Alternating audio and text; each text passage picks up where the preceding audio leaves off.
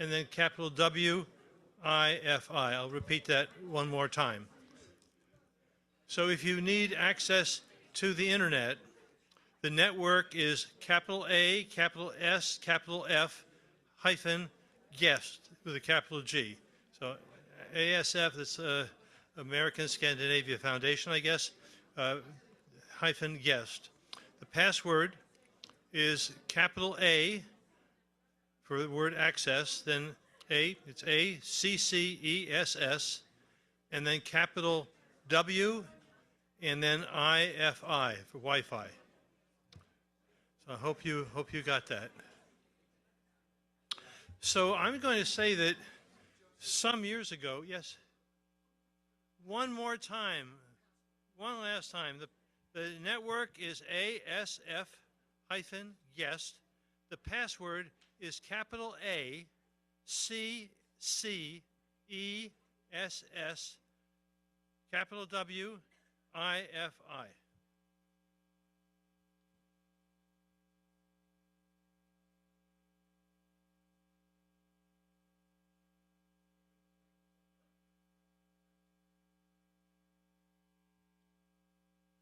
Okay, wanting to begin on time. My name is Joseph Gerson, and I'm thrilled to have you all here and to have been able to organize this conference and to see what is essentially a full house. It needs to be louder. Can you hear me now? Sound? Do we have sound? We have some sound. I'm going to try it again. Can you hear me? Okay. I can't turn it up here. I need people in back in the, I can't take it higher. So I'm speaking into it, excuse me. So my name is Joseph Gerson, and I welcome you here on behalf of the Campaign for Peace, Disarmament, and Common Security, Gensukyo, and our many other co-sponsoring organizations. I want to welcome both of you, those of you who are here in the hall and those who have joined online for this afternoon's brief but important conference, Tectonic Geopolitical Changes and Which Way to Peace and a Nuclear Weapons-Free World. I would especially like to welcome the Japanese hibakusha and Korean A-bomb victims who have joined us here.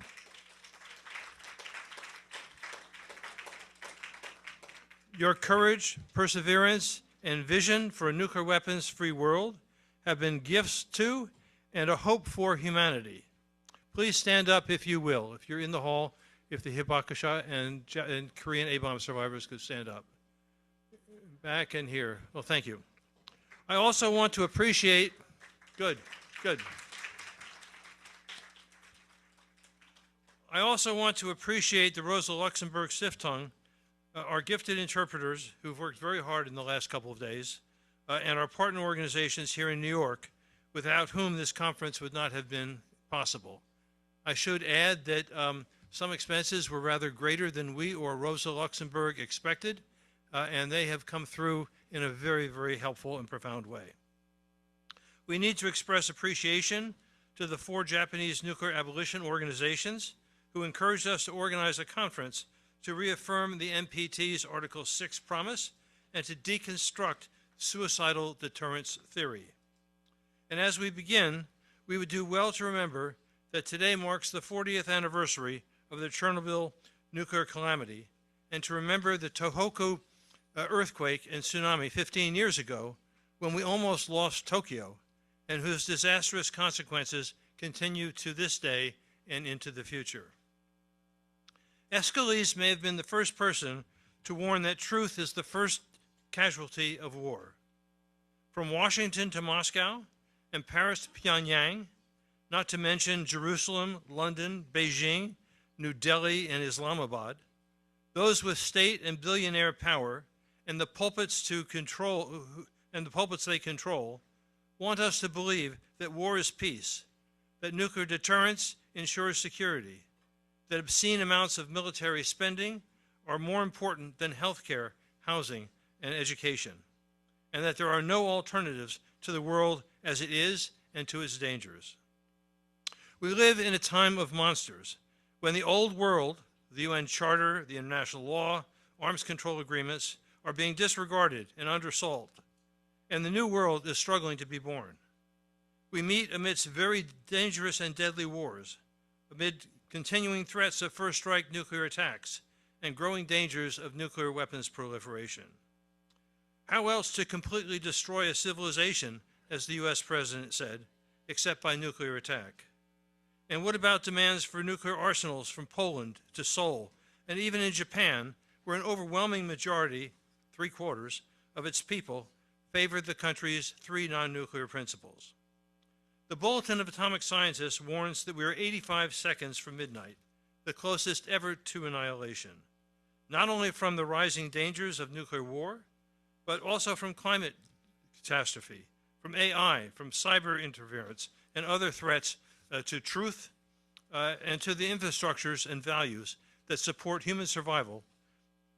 I want you to take just a second to think about what it means to be 85 seconds from annihilation. When they announced it, it was not a joke. We need to understand just how dangerous the human condition is.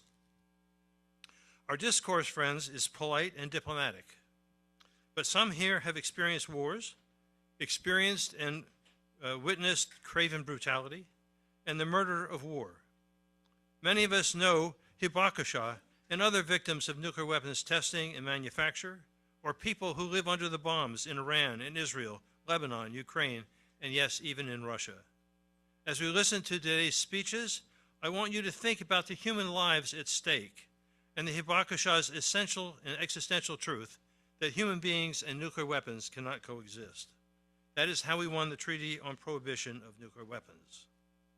In Track 2 discussions, and on the front page of the New York Times, we learn that the most likely outcome of the Iran war will be that Tehran will move as quickly as possible to become a nuclear weapons state. Both the Iran and Ukraine wars are fueling calls for proliferation and for a French nuclear umbrella as a deterrent hedge against the unreliability and the chaos of the United States, which we witnessed again last night. And speaking as a U.S. American, we have to wonder what a desperate and unhinged Donald Trump will do in the face of his inevitable defeats in Iran, in November's coming elections, and in the face of rising disgust of his many corruptions. And we have to also figure in that with a third attempted assassination attempt, if it was real, that's also impacting his thinking, and probably not in a positive way.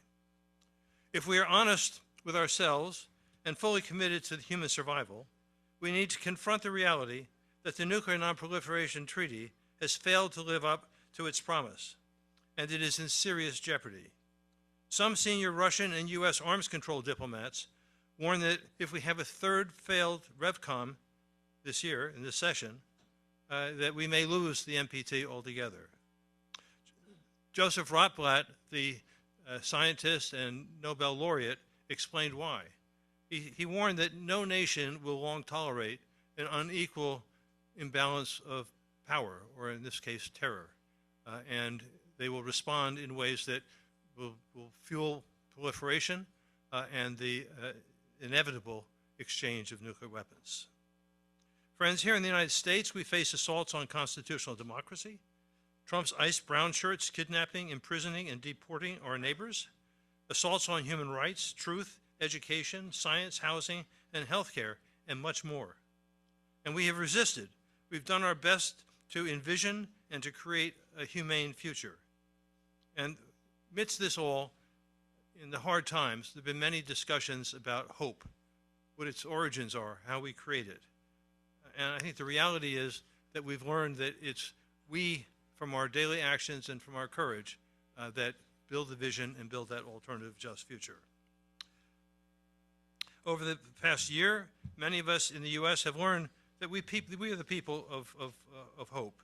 We have learned this from the massive No Kings protests, from the courage of students affirming Palestinian rights, from the overwhelming opposition to the Trump-Netanyahu wars, and from comedians who have dared to say that the emperor has no clothes.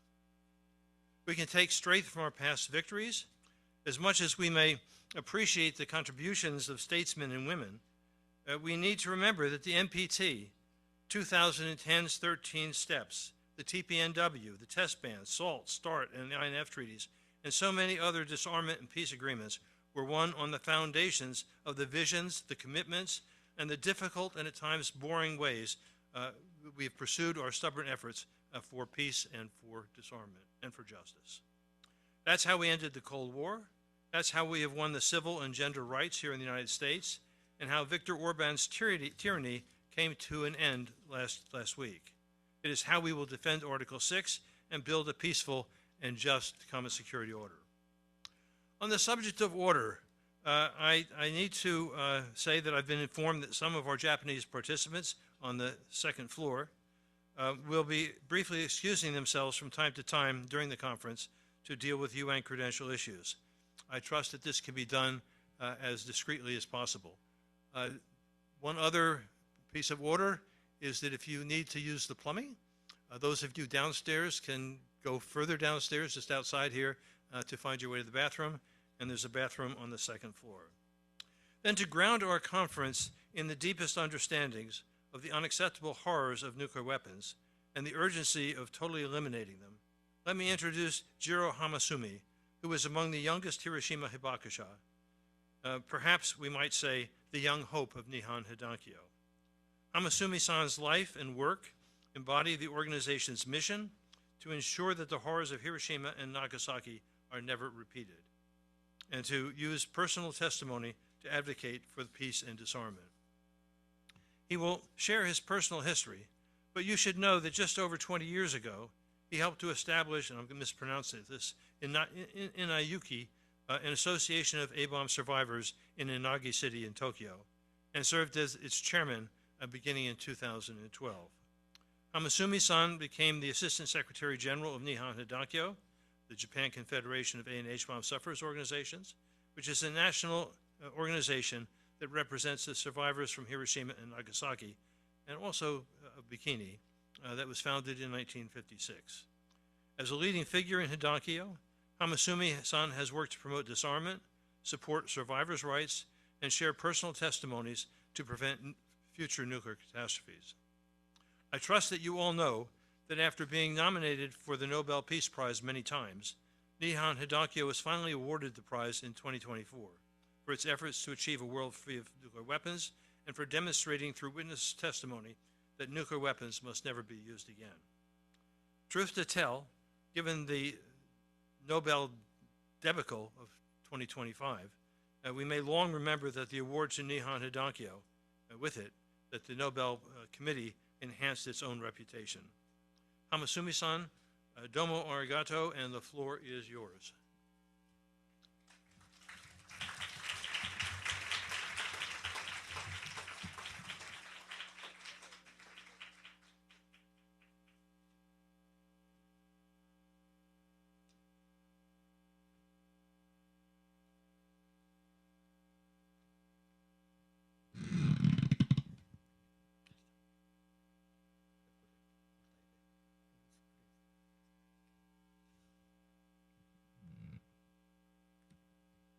「皆さん、被爆者を代表して発言の機会をいただき感謝いたします。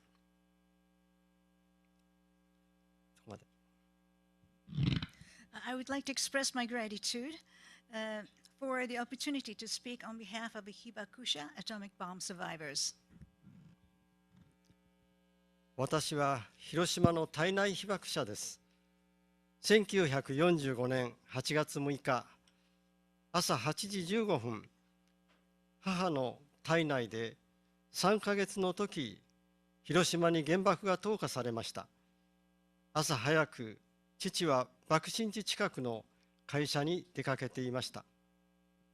爆心地から4キロの距離にある我が家に、市内にいた親戚家族が避難してきました。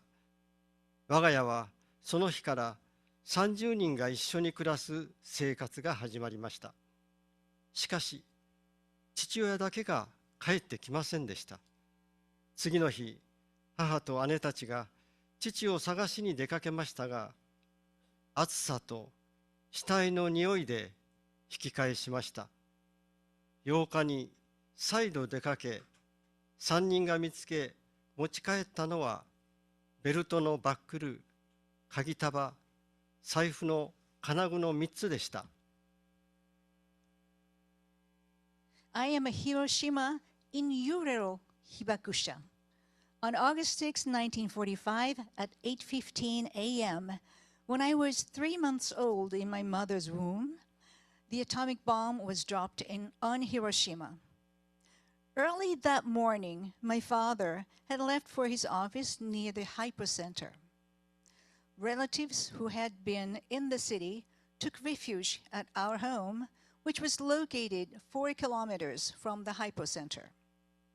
From that day on, 30 people began living together under our roof. However, my father was the only one who didn't return. The next day, my mother and sisters went out to search for our father, but turned back due to the scorching heat and stench of dead bodies. On the 8th, they went out again, and the 3 items they found and brought home were a belt buckle, a set of keys, and wallet clasp. 母親のいとこが大やけどを負った友人を連れてきました。塗る薬もなく、じゃがいもをすって手当てしましたが、しばらくして亡くなりました。避難してきたいとこも髪の毛が抜けて亡くなり、3歳の子は無傷でしたが、20日ぐらいして亡くなりました。身重の母親に代わって建物を壊す作業に出たおじさんは、すっかり形相も変わり帰宅しましたが、3日後に亡くなりました。423世帯の町が避難者で1200世帯になり、死体が国民学校の校庭に集められ、毎日4体から5体ずつ1ヶ月半も焼かれました。被爆者は人間として死ぬことも生きることもできませんでした。A friend of my mother's cousin, burned severely, was brought over. We tried to treat the wounds with grated potato, but he died soon after. My cousin, who had evacuated there, also died, losing all her hair. Despite having no injuries, her 3-year-old child died about 20 days later. My uncle, who went out to demolish buildings instead of my pregnant mother, came home unrecognizable and died 3 days later. The 423 households of the town swelled to 1,200 with evacuees. The bodies were gathered in the schoolyard and cremated 4 or 5 a day for a month and a half. The atomic bomb survivors could not die or live.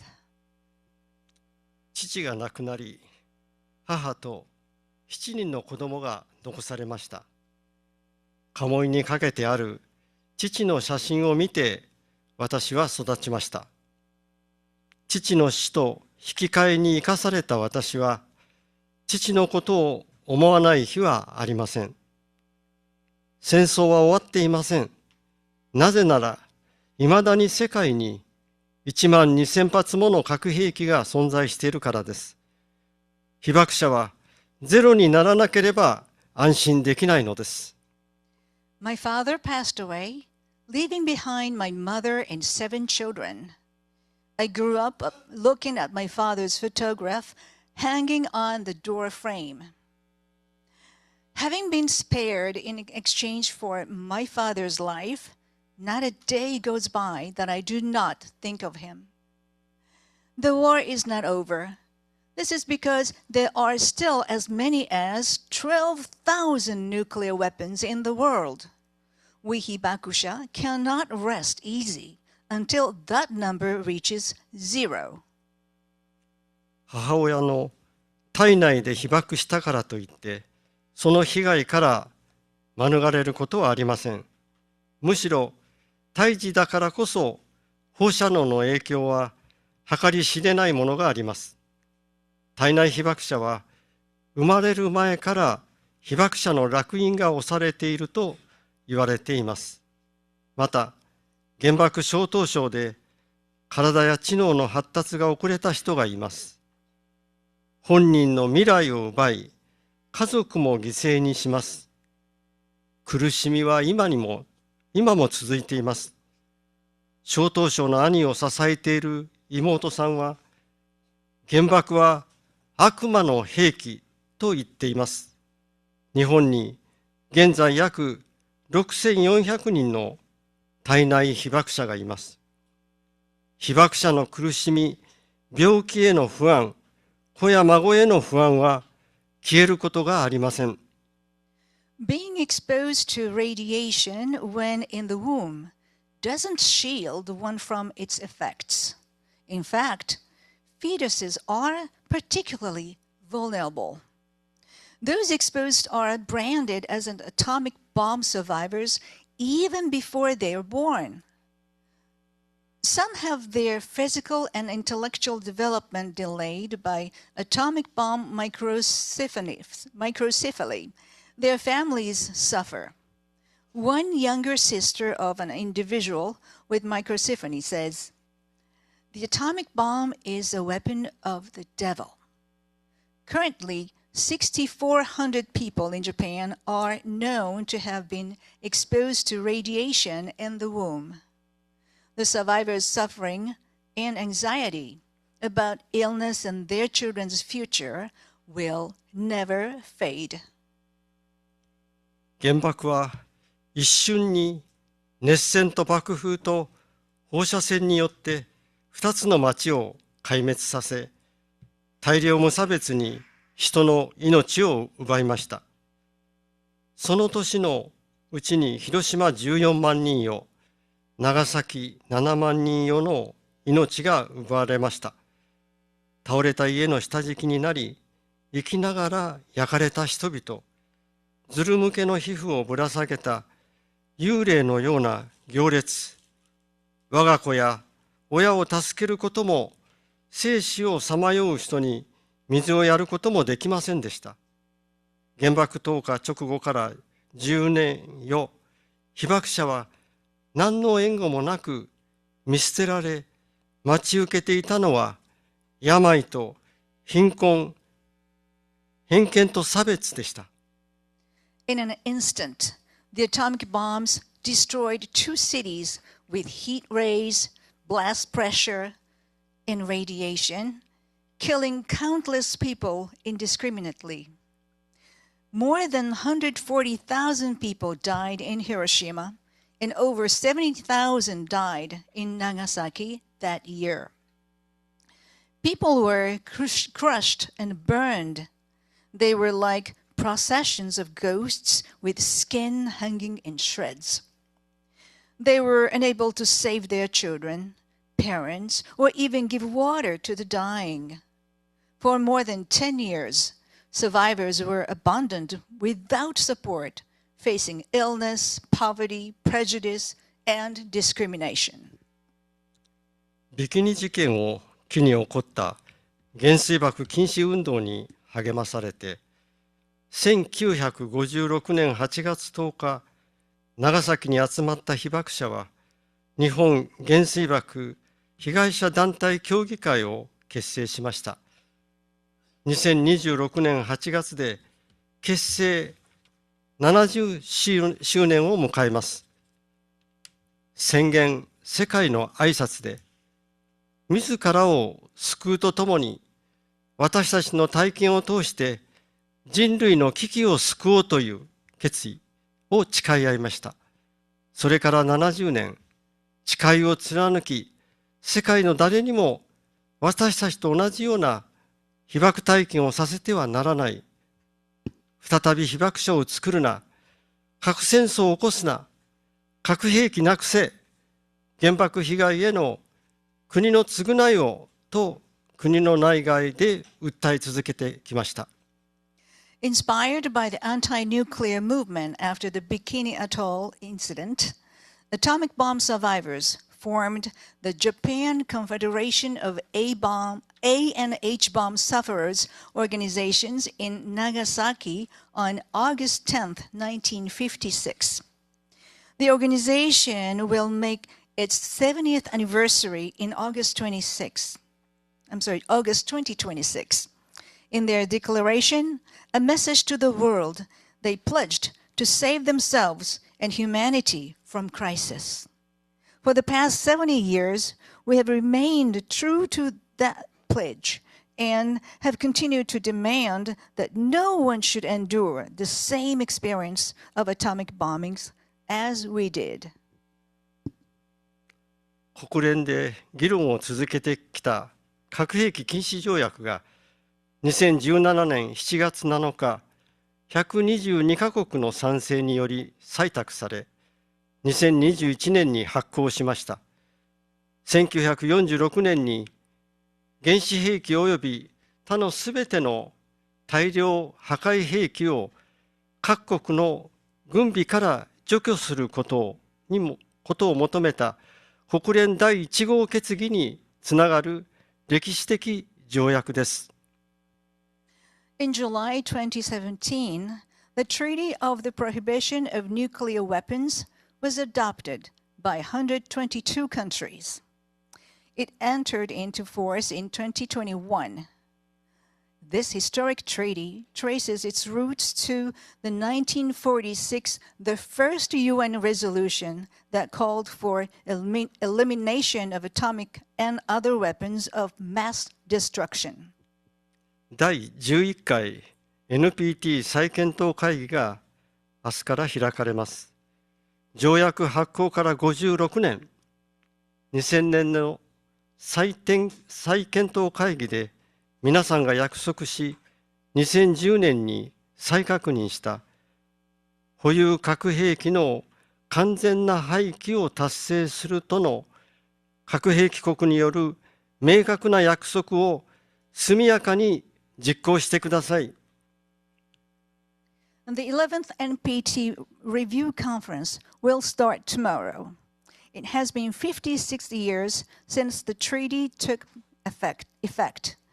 Please promptly fulfill your pledge made at the 2000 Review Conference and reaffirmed in 2010 to achieve the total elimination of nuclear weapons. 今年は日本国憲法が公布されて80年を迎えます。憲法9条で戦争の放棄を宣言し、戦力の保持と交戦権を否認しました。広島・長崎の核戦争を体験した以上、もう戦争はできないという考えが広まったのです。文明と戦争は両立できない。文明が速やかに戦争を絶滅しなければ、戦争が文明を絶滅すると、憲法制定議論で述べられています。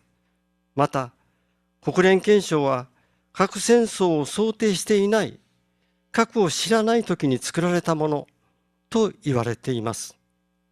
This year is the 80th anniversary of the Constitution of Japan, which includes Article 9.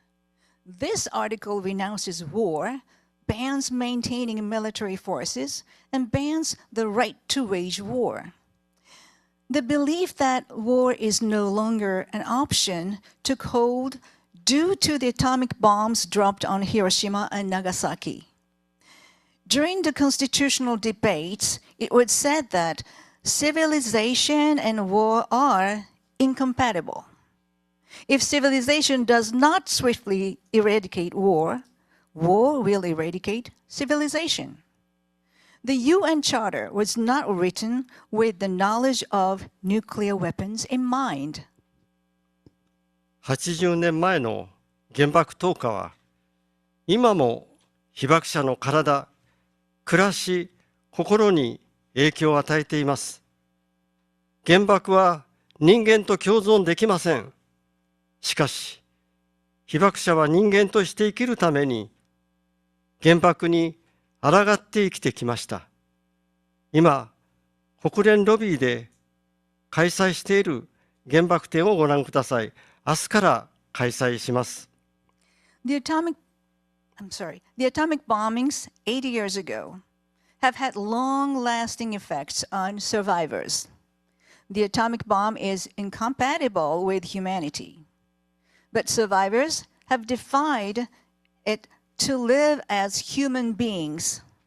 Visit the atomic bomb exhibition in the UN lobby. It will start as of tomorrow.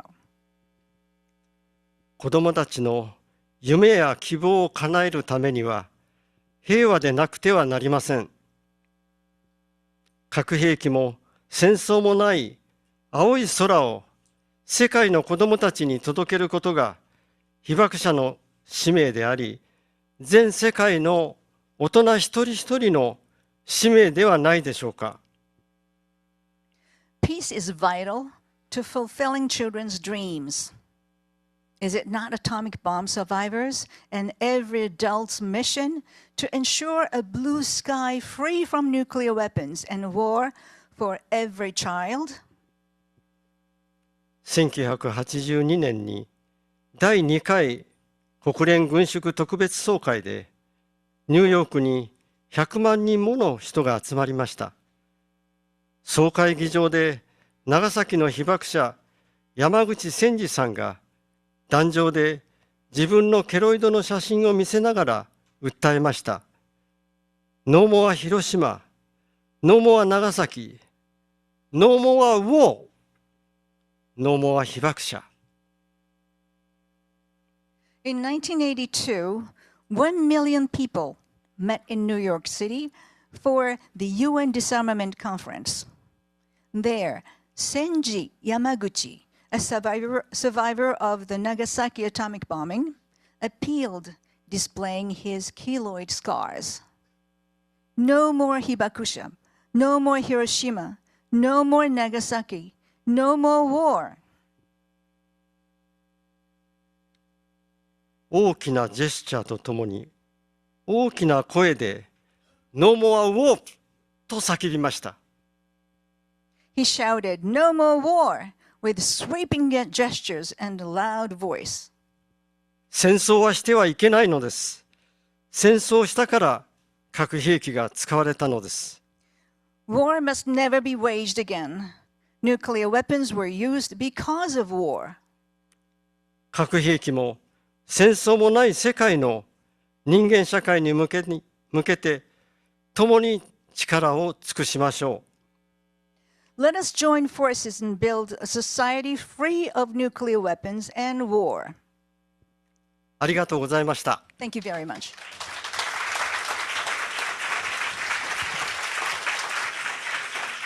Thank you.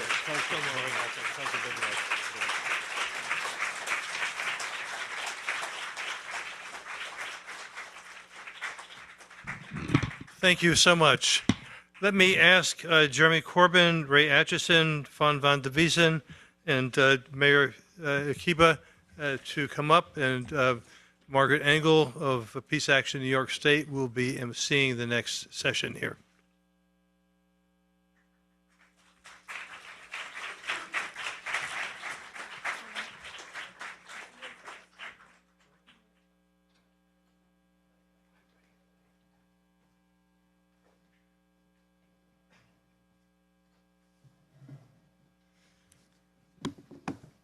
Hi, good afternoon, everyone. I'm Margaret Engel. I'll be emceeing this panel. I would like to introduce our speakers, and I'll say a little bit about them. We have Jeremy Corbyn, who's long served as the Vice President of the British Campaign for Nuclear Disarmament. He's been a Member of Parliament for Islington North since 1983. He served as the leader of the Labour Party and leader of the opposition from 2015 to 2020. And since not being allowed to stand as a Labour candidate by Conservative Labour Party leadership in the 2024 election, Jeremy ran as an independent in Islington North and won.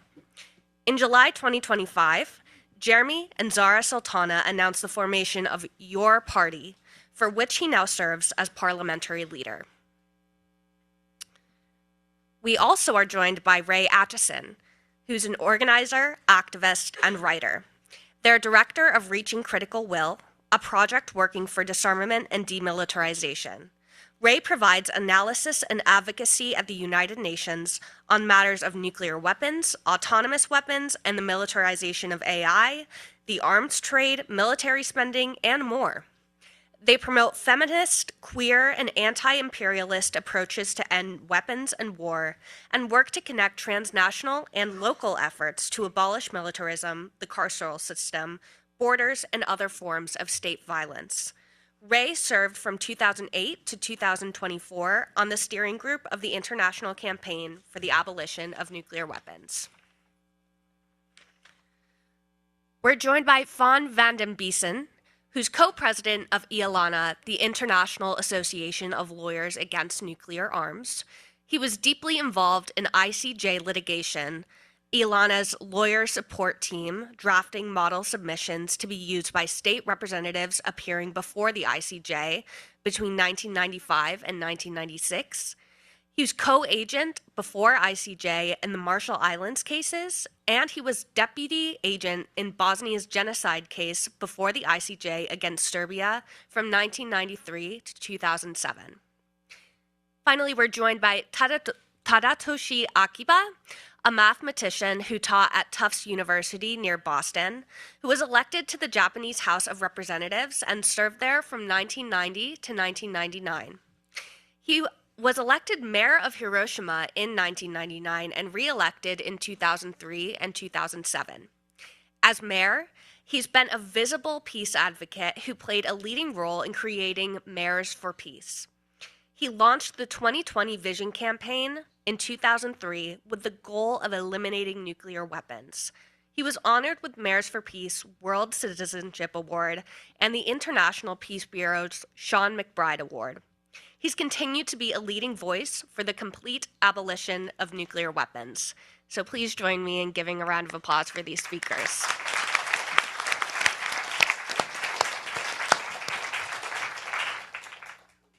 So why don't we start in order? Can Tadatoshi Akiba please begin? I'm doing it like in order of the table. I can change the order if you want. Okay. No need to change seats. Let's begin with Jeremy Corbyn. All right.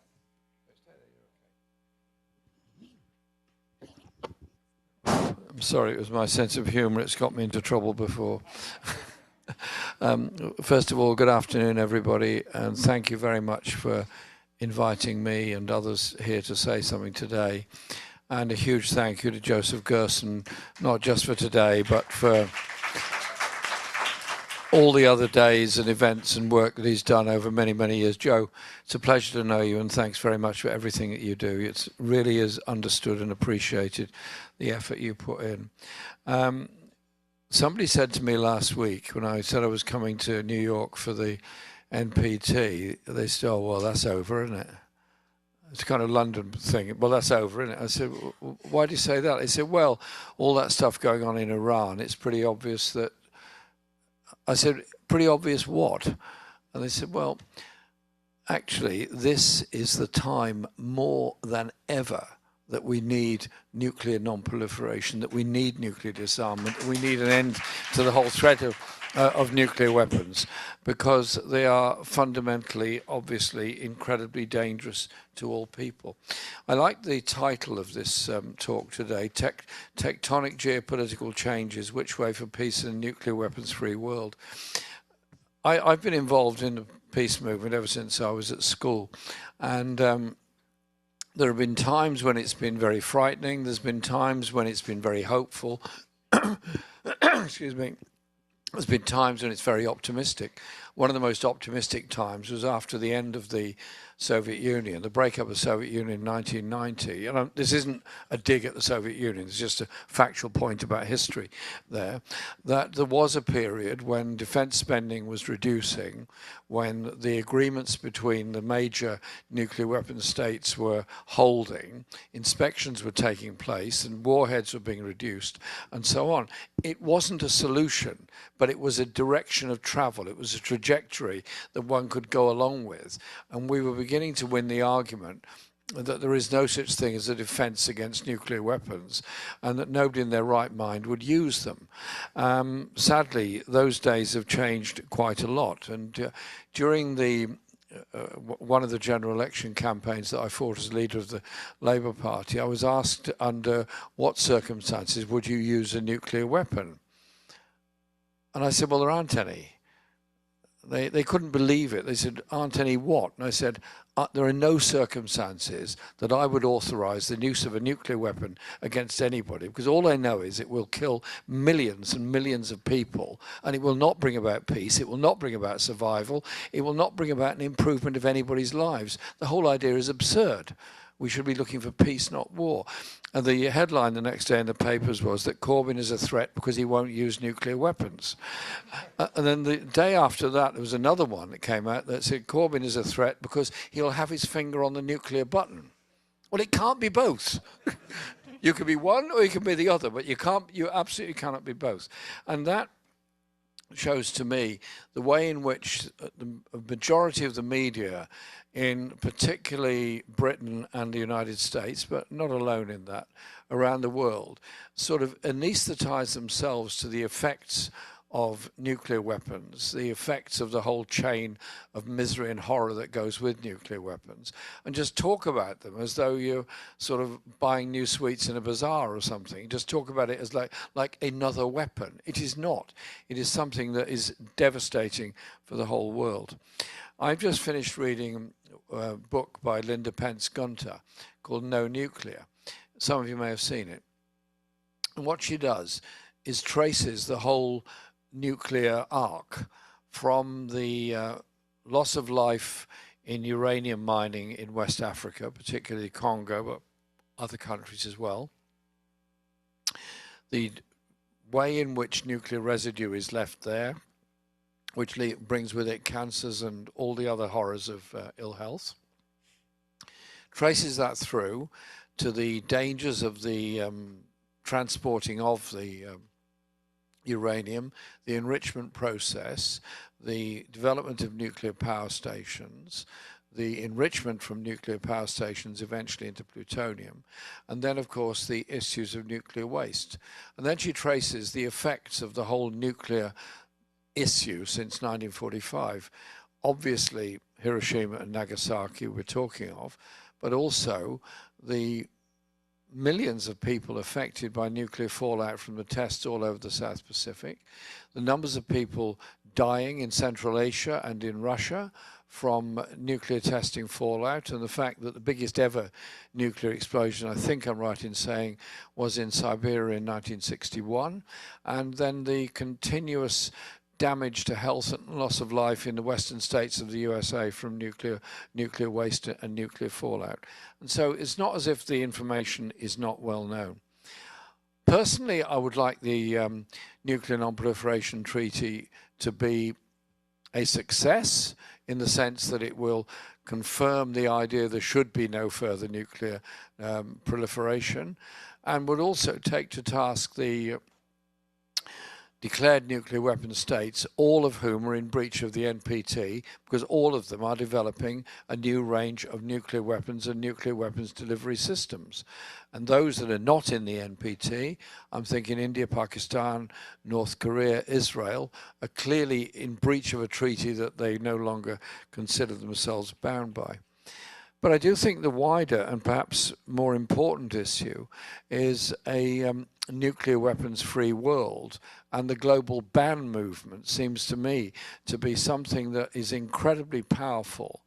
A message that is politically simpler to deliver than the Non-Proliferation Treaty to a public that don't think about nuclear weapons very much, because young people are not taught or told about what a nuclear weapon is, or how devastating or how dangerous it actually is. So I hope that in these days we're in New York, we can not only inform ourselves better about what's going on, but also be part of a campaign against militarism in general. Because what frightens me about this period is the growth of militarism and military thinking. We have the wars, Ukraine, Middle East, Sudan, Congo, Yemen, and plenty of other perhaps less well publicized conflicts going on. I find the war in Ukraine obscene and absurd. It seems like to me a recreation of almost the First World War, and the complete failure of international institutions from a UN, European Union, etc., to meaningfully intervene in any way to try and bring about a diplomatic solution. The Western European governments think the solution is to pour more weapons into Ukraine. The Russian arms industry thinks it can do very well by producing more weapons that Russia can put in there. At some point, everybody knows there's going to have to be a deal done of some sort, which will bring about an end to the fighting and bring about an end to the killing. But in the meantime, what we're watching is thousands of young people conscripted into the respective armies, killing each other in the mud, the snow, and the slush of the Ukraine. It's got to stop. Otherwise, the dangers of the whole thing escalating are pretty obvious to see. Likewise, the other conflicts around the world. And I've been following the growth of militarism around the world and the effects of it. In the case of my own country, the relative spending on arms compared to social spending is once again going in exactly the wrong direction. There was a time when you could argue that social spending, by which I mean education, health, housing, environment, all the kind of positives that we need within our lives, was by and large increasing, and that expenditure on defence and weapons was decreasing. In the case of Britain, the government has now said it wants to increase arms expenditure up to 2.5%, then 3% of GDP, with an aspiration to reach the 5% that the NATO countries are demanding. And that is happening in the USA and elsewhere. Massive increase in arms expenditure, massive increase in the profitability of the arms companies who've done very well out of Ukraine, very well out of the genocide against the Palestinian people in Gaza, and are set to do even better. When the British government, for example, says it wants to develop a defence-based economy and keeps on saying that by investing in defence in a particular town or city around the country, we're encouraging economic growth. Well, all arms expenditure is public spending. It is all tax money that is spent on arms all over the world. It'd be far more efficient not to give the money to an arms company to build weapons, to instead invest in what's needed. Buses, trains, health materials, hospital, environmental sustainability, green energy projects. There's a million other things you could invest in far better that would give you a better return, not kill people, and give real hope to people. And so we do need a serious campaign to change attitudes. And I'll finish on this because I know we've all got to say something this afternoon. I'm in danger of going on too long. I've been working with friends in Europe, and I was in Brussels last Saturday when we had a very important conference about militarism in Europe and the way in which the European Union is now putting itself forward as a defence organisation and investing directly in arms expenditure, and how they're replying to Trump's scepticism about NATO by essentially building the equivalent of NATO in Europe, which would be sort of, I don't know, junior NATO or something. I don't know what they're going to call it. And so they started the campaign of welfare, not warfare. Militarism is a threat to our living standards and expenditure on health, and you look around you at levels of poverty, the way in which so many children live in misery, the way in which health services and other services are all being cut, and you realize that what we're building in both sides of the Atlantic are super duper arms manufacturing, at the same time watching the decline and decimation of public services. And so on June the 14th, they're holding a massive rally in Brussels of welfare, not warfare, no to militarism in Europe. I think it's very important they've done that because it provides a space for all of us to go there, join in it, obviously, but also it provides a space to debate the fundamental danger of nuclear weapons, of the nuclear industry, of the nuclear power industry, and the trail of death and destruction from the poverty of the Congo to the destruction of life in Russia and the United States and other places through nuclear waste. There is nowhere you can put nuclear waste that nuclear waste will disappear. It doesn't disintegrate, it doesn't evaporate, it doesn't go away, it's there forever. 2,000 years' time, they'll still be finding nuclear waste. They probably won't be able to read the labels that are on it by that time. What are we doing to future generations when we could be doing so much to protect and preserve this planet? Protect and preserve this planet for the next generation, and protect and preserve this planet by not creating waste that has no solution to its to the danger it presents to us. And so there's big things for us to do this week, but let's do everything we can. Together we are strong for peace. Thank you. Thank you so much, Jeremy. Next, we're going to move on to the Director of Reaching Critical Will, Ray Atchison. Hi. Hi, everybody. It's really great to see everyone on this sunny Sunday afternoon in New York.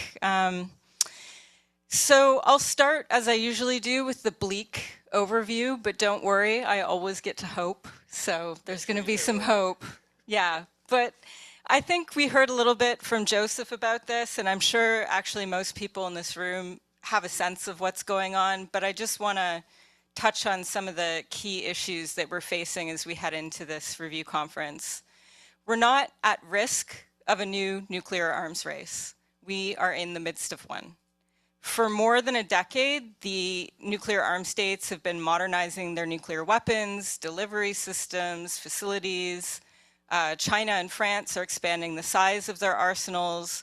Collectively, these states are spending over $100 billion a year on nuclear weapons, even as the global capitalist economy crumbles under the weight of the unlawful, reckless wars and the climate crisis.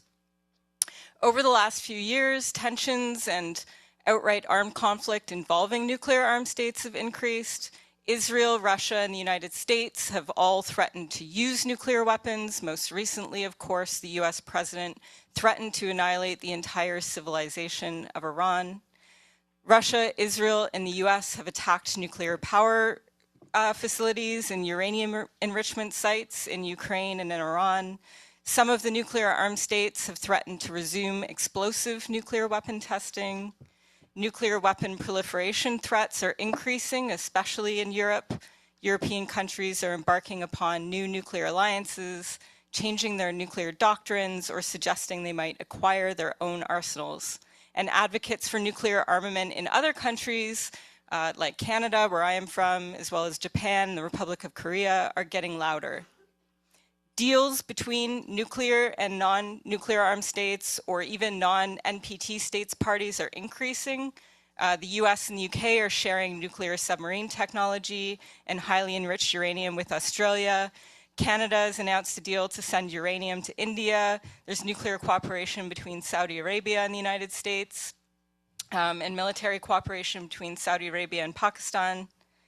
None of the nuclear armed states or their nuclear supportive allies appear to believe themselves to be bound by international law. And that, in essence, is the context to this review of an international legal treaty. States that support nuclear weapons seem to view international law as being out of line with their security interests, and some have even said this explicitly. Law and multilateralism, which are meant to constrain violence, are being abandoned in the pursuit of imperial ambitions. Throughout the previous two NPT review cycles and this current one, this context has meant that the nuclear armed states and their nuclear complicit allies refuse to implement Article 6 and the NPT's core agenda of nuclear disarmament. They've rejected any text or outcomes that holds them to their past obligations, and they've not meaningfully fulfilled any of the agreed disarmament commitments. Some well-intentioned non-nuclear armed states have tried to focus on what they think they can achieve. So one of these things has been transparency. They think that could be an issue. that could get some traction at this review cycle. So this is Ireland, New Zealand, Switzerland, working with some civil society groups and other governments, have pushed for things like peer review reporting mechanisms and interactive dialogues through which the nuclear armed states would offer increased transparency about their arsenals. But I want us to be very careful about this, because while some of the nuclear armed states have expressed openness to such initiatives, it's hard not to see their willingness to increase transparency as a disingenuous way to distract from their failure to disarm. Moreover, not all of the nuclear armed states are interested in these initiatives at all. Russia and China have wholeheartedly opposed them. France was previously a proponent, but earlier this year it announced that it's not going to be disclosing further details about its arsenal or doctrine. And even if states did manage to get agreement about some new transparency mechanisms, I think that we as activists really need to ask, does this make the world safer? Knowing about arsenals and doctrines is important, but it is not disarmament. And we can ask the same thing about the nuclear risk reduction measures that are on the table, that they've been discussing for years now. And of course, many of them are important steps that nuclear armed states should take and frankly should have already adopted. But for years, they haven't agreed to any of these measures. And again, they are not the same thing as the abolition of nuclear weapons. Overall, going into this conference, it's not clear what's possible. Some diplomats and civil society groups have suggested that maybe we could get a reaffirmation of past outcomes. Others have encouraged the adoption of a short declaration. Others have suggested maybe it's finally time to move beyond consensus. And I do agree that it's important for this conference to do the reaffirmation of past outcomes and commitments, and ideal to agree to some sort of short action plan with actually concrete measures on nuclear disarmament. It's not clear if any of that is going to be possible, but I think that going into this conference as activists, we shouldn't be asking what's possible. We have to demand what we want and what the world needs. Regardless of what we can get on paper at the end of the month, we need to be bold and courageous in our demands. We might as well be ambitious, regardless of what the nuclear armed states want. They're dragging the world into ever more chaos and violence, and the rest of the world has to say enough. It has to draw a line in the sand. It isn't for us to determine what's practical or achievable under terms that are set by these extremely violent states. We have to instead ask what the rest of the world is going to do about it and make clear what is necessary. That's how we got the Treaty on the Prohibition of Nuclear Weapons. It's how we also got the Cluster Munition Convention, the Mine Ban Treaty. It's how we got the Hague Group and some real actions to stop Israel's genocide. It's what we're seeing right now with Spain and some other countries refusing to help the US wage a war on Iran. We need more coalitions, we need more campaigns, we need more direct action, and we need more governments willing to take those actions, not just make rhetorical interventions in a conference room in the UN. We can demand better, and that is the abolition of nuclear weapons. And we can take action towards that outside of this conference room, regardless what happens by the end of May. There's the ICANN Cities Appeal and Parliamentary Pledge. There's work to be done to get your school to stop working on nuclear weapons, or to get your bank or your pension fund to divest from the bomb. There's doing direct action at nuclear sites, connecting to other movements to make structural and budgetary change, demanding support for survivors in the environment, uplifting affected communities, and engaging your own communities. The anti-nuclear movement has been working to build a world free of nuclear weapons for many, many decades through our actions and through international law. The nuclear armed states and their allies are pushing back, just as the far right in many countries is trying to push back on women's liberation or LGBTQ rights or racial equality. But their work is reactionary, not visionary. They're not leading, they're trying to stop justice and accountability and peace and equality. And while they might make some gains in their projects of violence, and it might seem like they wield all the power, we need to remember that we created the conditions that they are pushing back against. And amidst any despair we might feel, we have to remember our role as the ones who create change and act accordingly. Thank you.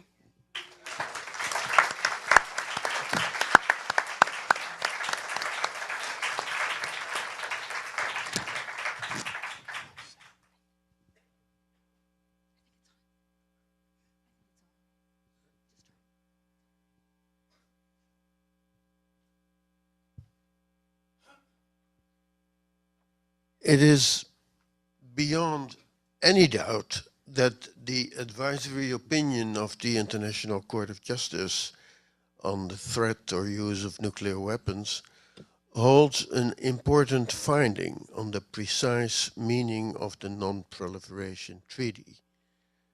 The court found, with respect to the disarmament obligation of the treaty, Article 6, the following. I quote, "The legal import of that obligation, the disarmament obligation, goes beyond that of a mere obligation of conduct. The obligation involved here is an obligation to achieve a precise result, nuclear disarmament in all its aspects, by adopting a particular course of conduct, namely the pursuit of negotiations on the matter in good faith," end of quote.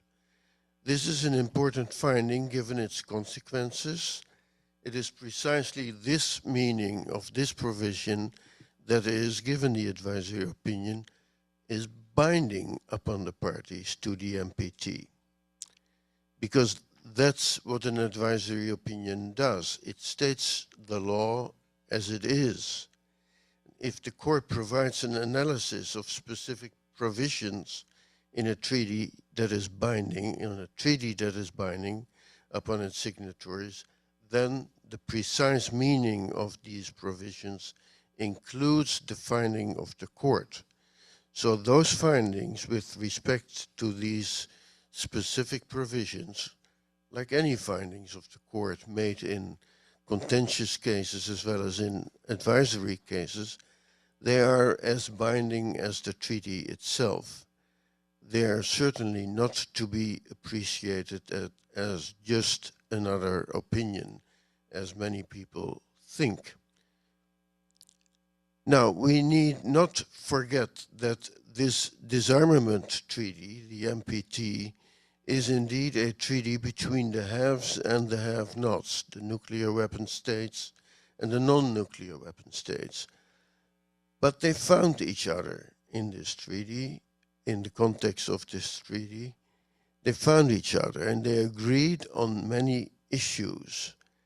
And I think we should not forget about that. Both sides are in agreement on, and I'm quoting the preamble of the treaty, they are in agreement of the devastation that would be visited upon all mankind by a nuclear war.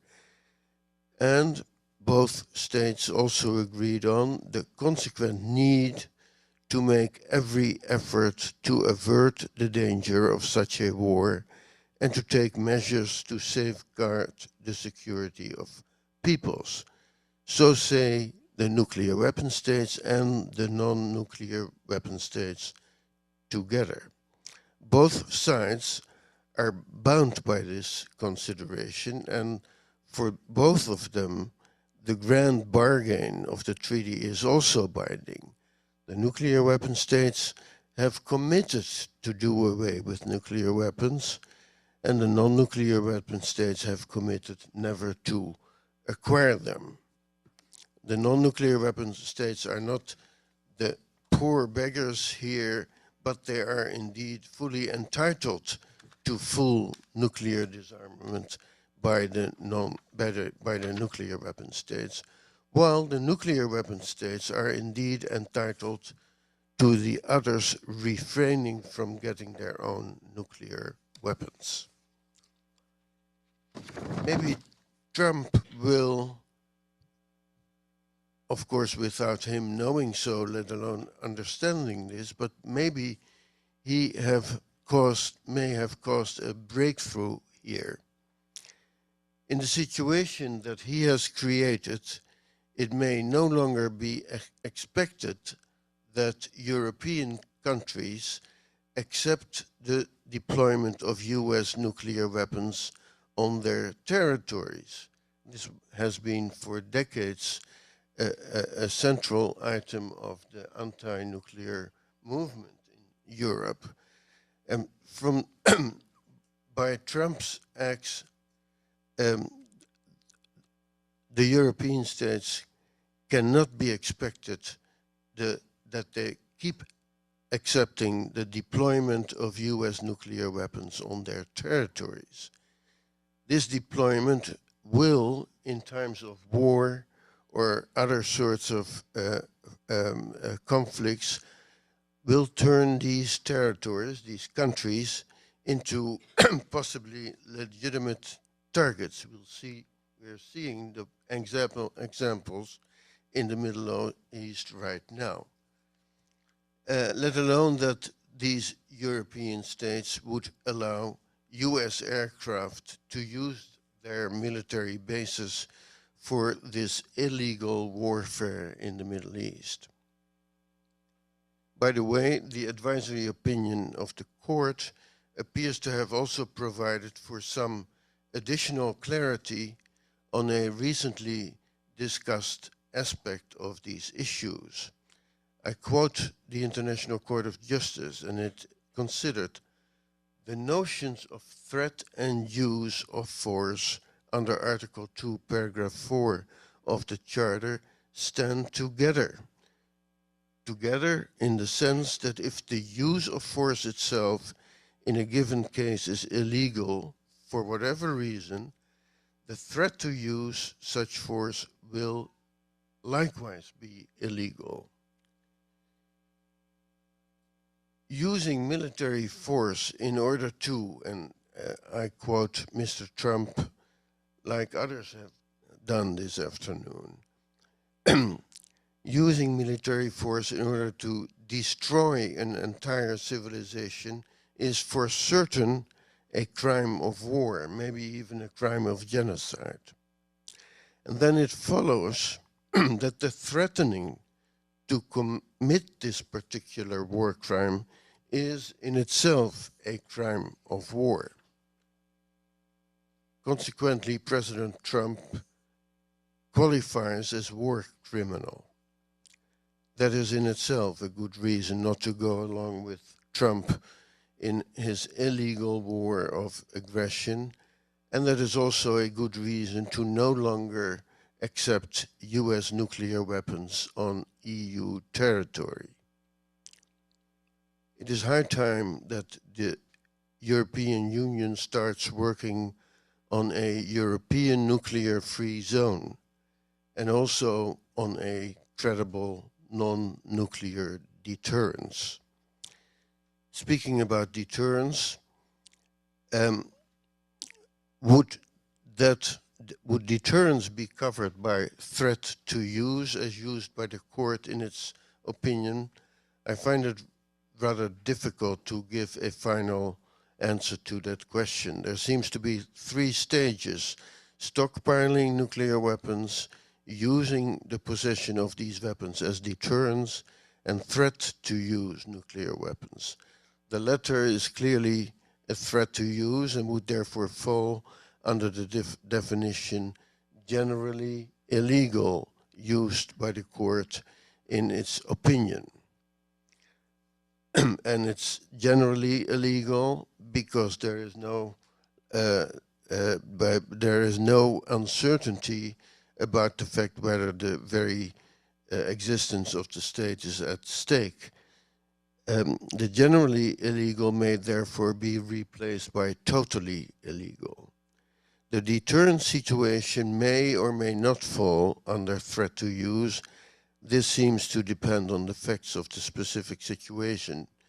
The stockpiling cannot be considered to fall under threat to use.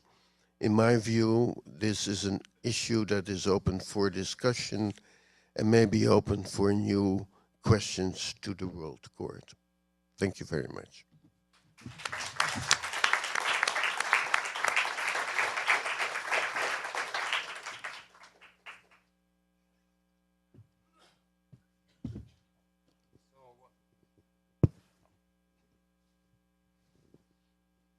Thank you very much, Joseph, and fellow peace workers.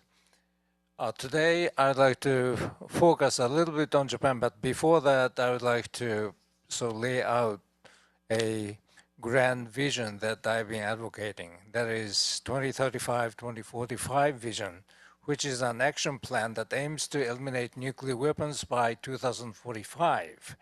The interim goal is a declaration of no first use of nuclear weapons by 2035 by nuclear weapons states. And as an urgent goal, I propose that we make nuclear abolition by 2045 a global slogan as soon as possible and begin concrete actions. And in order to achieve nuclear abolition, citizens around the world need to share and understand the importance of nuclear abolition and the, sorry, I think I just,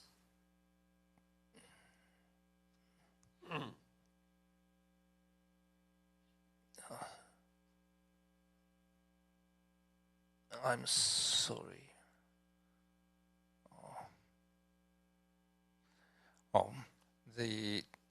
I'm sorry, I just did something to my computer.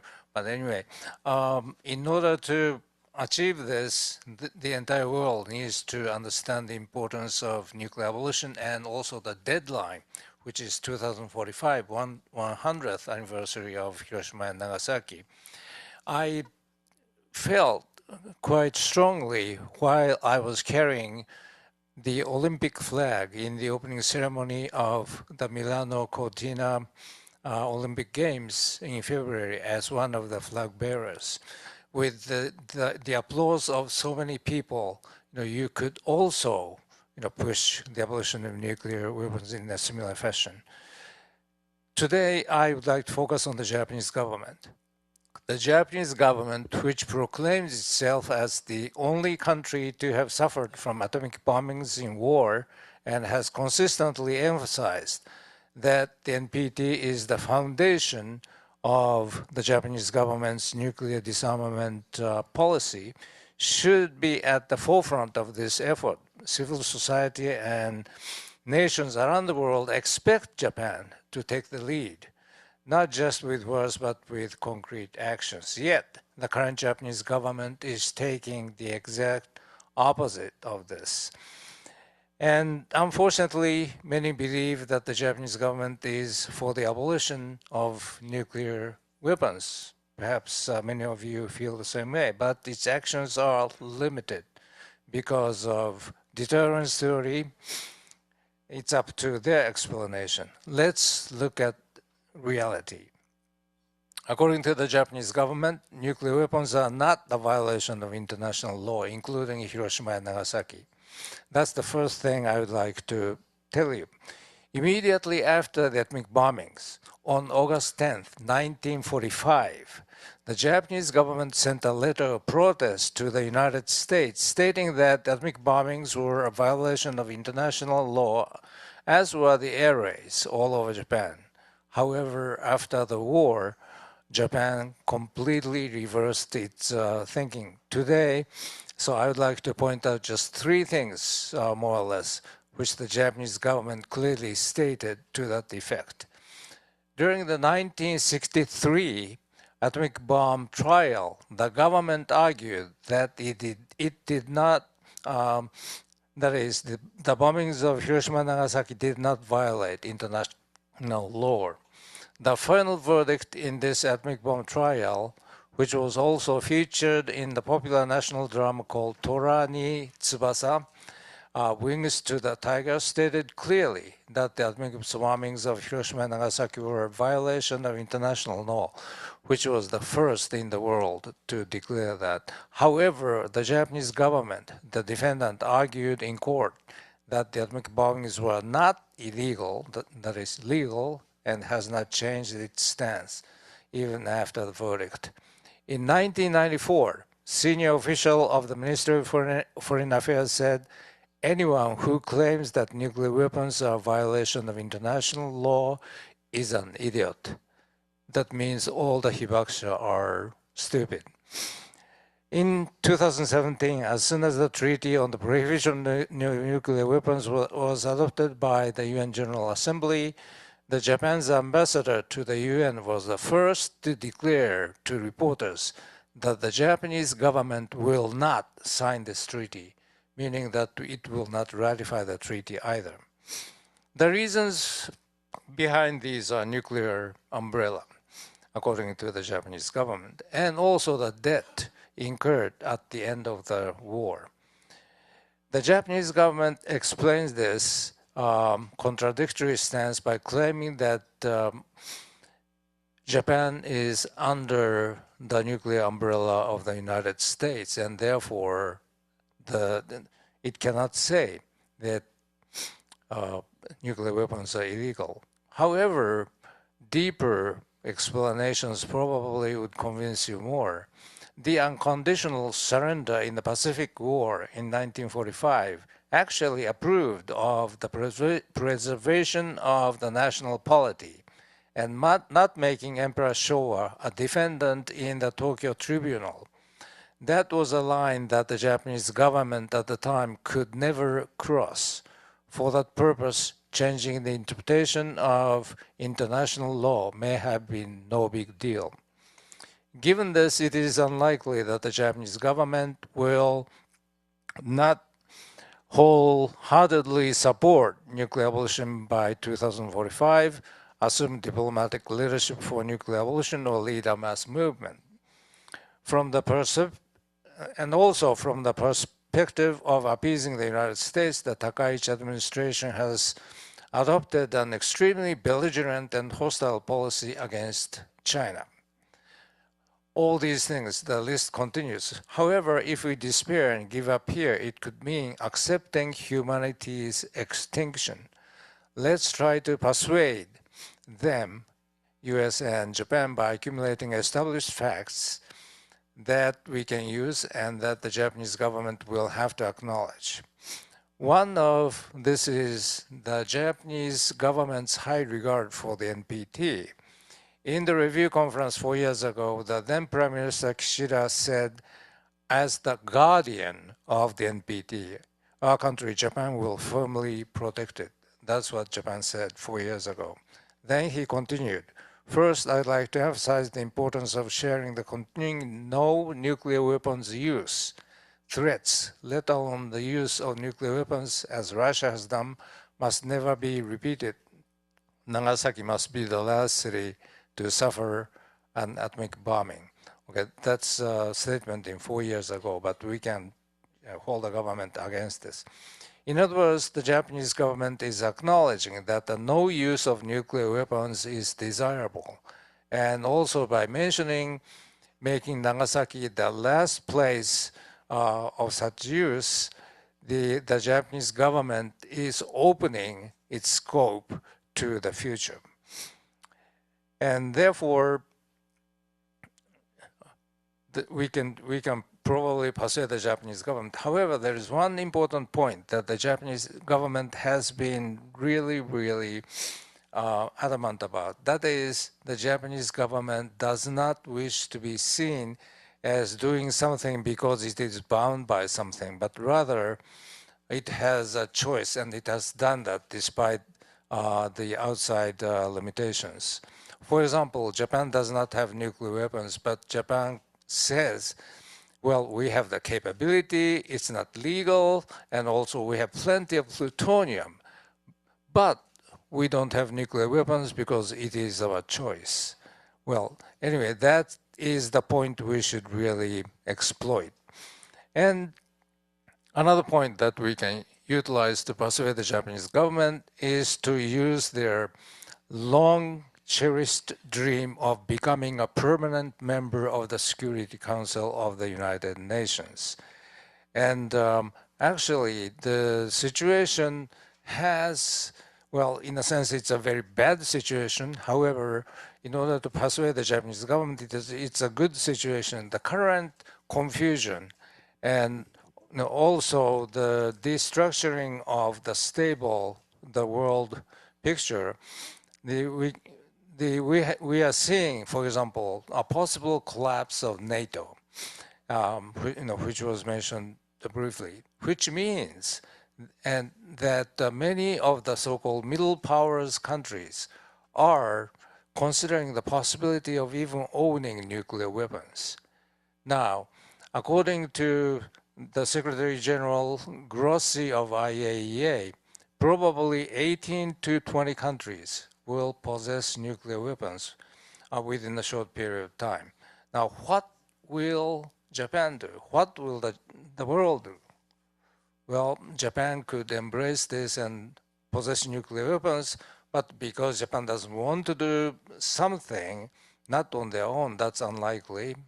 And so we'll have to push Japan to declare that it will not have nuclear weapons. What can one do? Well, here comes in the Middle Powers Initiative proposed by the Canadian government and Canadian peace movement for a long time. Middle powers can put their forces together to pressure the nuclear weapon states, saying that, okay, you have to give up your nuclear weapons, or even before that, you have to declare no use of nuclear weapons by 1935. And if you don't agree to that, we, the middle powers, will arm ourselves with nuclear weapons. There are probably 20 or 30 countries which can use this threat against nuclear power to accomplish this goal. Such a possibility should be considered by many of us, and I hope that we have sort of enough ways of influencing the Japanese government to be part of this and part of, as the leader of this kind of movement, by which the Japanese government could finally become a permanent member of the Security Council. Anyway, just actually I could go on for hours. However, I'm sorry for my explanation, which may not have been, very understandable. But thank you very much for the time.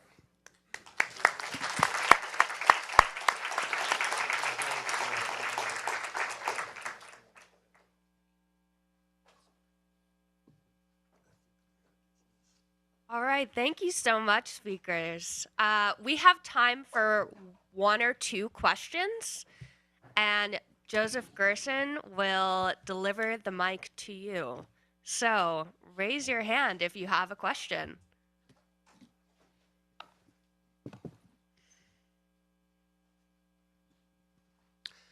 With the greatest respect for Mr. Corbyn, you mentioned that Trump is, I forget the exact word you used, but suggesting that he's opposed to NATO. And I'd like to suggest that instead, his only opposition to NATO is that it isn't far right-wing enough and militaristic enough. He makes that plenty clear now, especially with Iran, that Iran is not, or rather NATO is not getting involved in the Iran war. It was him and President Duda who demanded of Europe that they spend 5% of GDP for NATO. And if you look at the complete text of all that's going on, it's all about eventually getting to war against China. So if perhaps you could address that a little bit. Thank you very much. And again, greatest respect for you, sir. Thank you very much. Please, let's clear up any misconceptions I had that Donald Trump is a man of peace. I didn't wish to convey that message at all. The point I was trying to make was that Trump is at various times having arguments with European countries about the level of military spending they're undertaking, has constantly demanded they increase, and most, not all, but most have responded by either immediately increasing budgets or planning to do so. One or two, Spain in particular, has not. And he then made this sort of remark last week about separating himself from NATO. I don't think that remark's going to go anywhere. I don't think his policy is going to go anywhere on that. But what it has done is meant that the European countries that want to increase spending, particularly led by Ursula von der Leyen on behalf of the European Union, have got an added incentive now to spend yet more on weapons. So I hope I didn't mislead you in the remarks I was making, but what is now happening is that Europe is building for itself a very big military capacity, They see that as a power to intervene in other places, and they're already intervening in various ways in conflicts in North and Northwest Africa and in West Africa. And they see a sort of European militarism as the way forward. The world is going to spend $3 trillion this year on weapons, and that looks like it's going to go up year on year. So my whole point is that we've got to stand against the militarization, obviously of the USA, but also of Europe. But if I've misrepresented Donald Trump as a man of peace, then I apologize.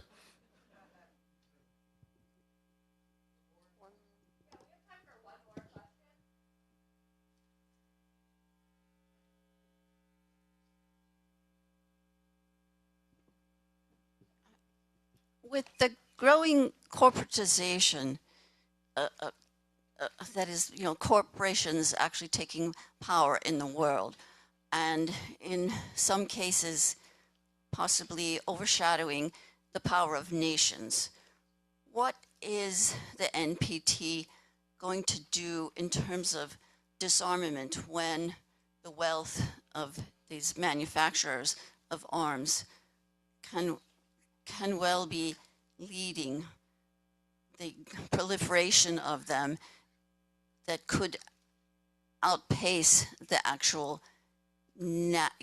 ability of nations to even have control over the corporations?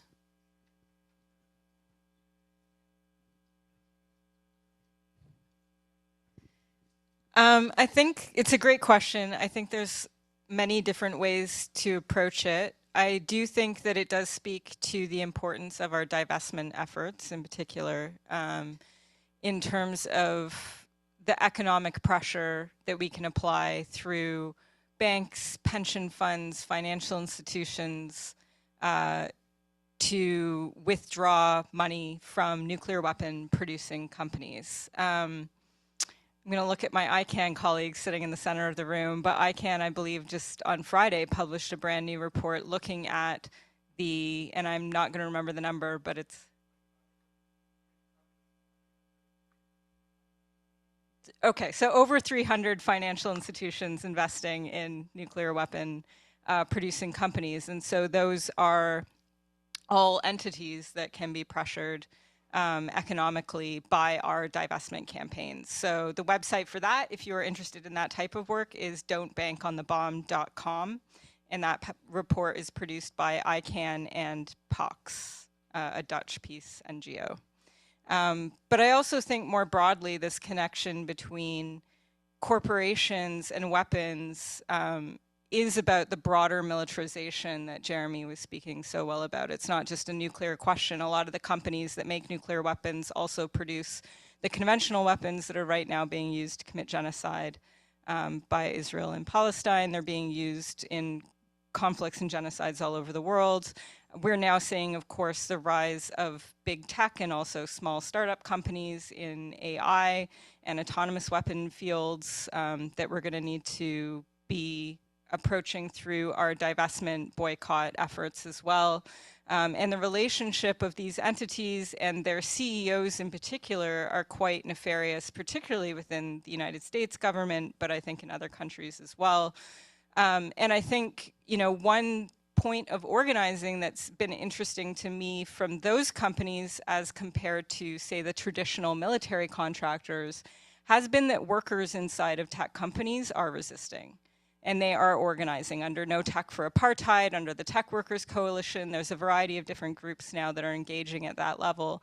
And so connecting to workers within these companies, I think, is a really important movement building aspect of our work moving forward as well across, again, that's broader than the nuclear industrial complex, but I think is increasingly relevant across our broader militarism work.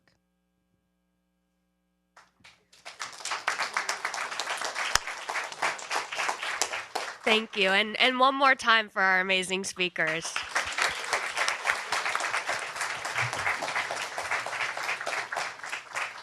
All right, so you all can return to your seats. And then could I please ask Zia Mian, Jacqueline Cavasso, Gloria Boisiget, and Josephine Lin up to the stage. Thank you.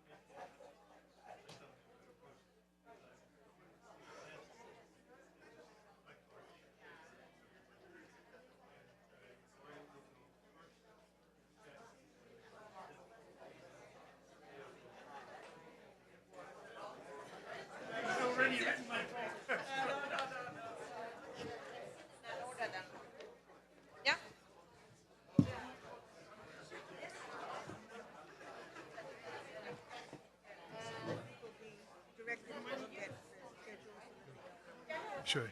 Okay, so I'm going to ask people to please take your seats here. I know that we've sat through an introductory speech and the first panel, and people may feel a little bit restless or in need of caffeine. Let me say that on the other side of this panel, we'll have a break, and we have coffee and snacks, so you can hold on to your energy and know that you're going to get a boost in the break and a chance to talk with other people who are here, including some of the speakers. This panel here is and you're encouraged to look at your agenda here. This panel is to focus on the nuclear powers arms racing. On challenging nuclear deterrence, and to say that as we were initially considering organizing the conference, the request was made that we address nuclear deterrence directly. The order of our speakers will be Gloria Boisiget, and I apologize if from the Austrian mission to the United Nations. Second will be Jackie Cabasso of Western States Legal Foundation. Third will be Josephine Lind of IPPNW in Sweden. And then Zia Mian will close us out. Let me do the introductions here in probably not the quite right order here. So Gloria Boisiget studied international law and international relations at Maastricht, Istanbul, and Vienna. She joined the Austrian Foreign Service in February 2023. Prior to her current posting at the Austrian Permanent Mission to the United Nations in New York, she worked for UNODC and Neighborhood Policy Files, and completed the first posting to Budapest during the Hungarian presidency of the Council of the European Union. Given Austria's key role in building the civil society and government collaboration that resulted in the TPNW, we are especially pleased to have her with us. Second is my old friend and organizing partner, Jackie Cabasso. To give her a proper introduction here, Jackie is the executive director of the Western States Legal Foundation, where she's worked since 1984. At Western States Legal as Western States Legal Foundation's principal organizer, she is responsible for community education, media and networking, client coordination, and fundraising, and sometimes she gets to sleep at night. Ms. Cabasso frequently writes for and travels on behalf of Western States Legal Foundation, speaking at public hearings, conferences, and rallies, and meeting with organizers throughout the world. She is a leading voice for nuclear weapons abolition, speaking at events across North America, Europe, and Asia, and she was also a founding mother of Abolition 2000 Network. Josephine Lind is the Secretary General for IPPNW in Sweden and has been working in the field of nuclear disarmament for over 15 years. She has been a longtime member of the ICANN International Steering Group and participated in all three conferences on the humanitarian impacts of nuclear weapons, as well as TPNW negotiations. Josephine is one of the most active speakers and activists in Sweden. Then I need to express a special thank you to Zia Mian for joining us. Among other things, he made his way from Princeton today despite the problems with the U.S. transportation system. So thank you for persevering, Zia. Zia is a physicist and co-director of Princeton University's program on science and global security. It's been absolutely my privilege to know and to work with Zia for over 30 years. And over these years, I've done my best to take advantage of his knowledge and commitments to provide analysis and vision to forums and campaigns for nuclear disarmament and abolition. Reflecting on his scientific knowledge and numerous contributions to nuclear disarmament efforts, he was appointed to the Treaty on Prohibition of Nuclear Weapons Scientific Panel. Zia was named a Fellow of the prestigious American Physical Society in 2021. And little known to most of us, a web search also informs us that Zia played a pivotal role in Pakistan's peaceful use of nuclear technology. Zia also helped to make 2 documentary films on peace and security in South Asia. So I'm very happy to have all 4 of our speakers here. And Gloria, the floor is yours. You can stand up here. I think I prefer to be seated if that works for everyone. Hello, good afternoon. And first of all, a big thank you to Joseph. Thank you so much. I know that a lot of work went into organizing today's event. Thank you so much for bringing us together.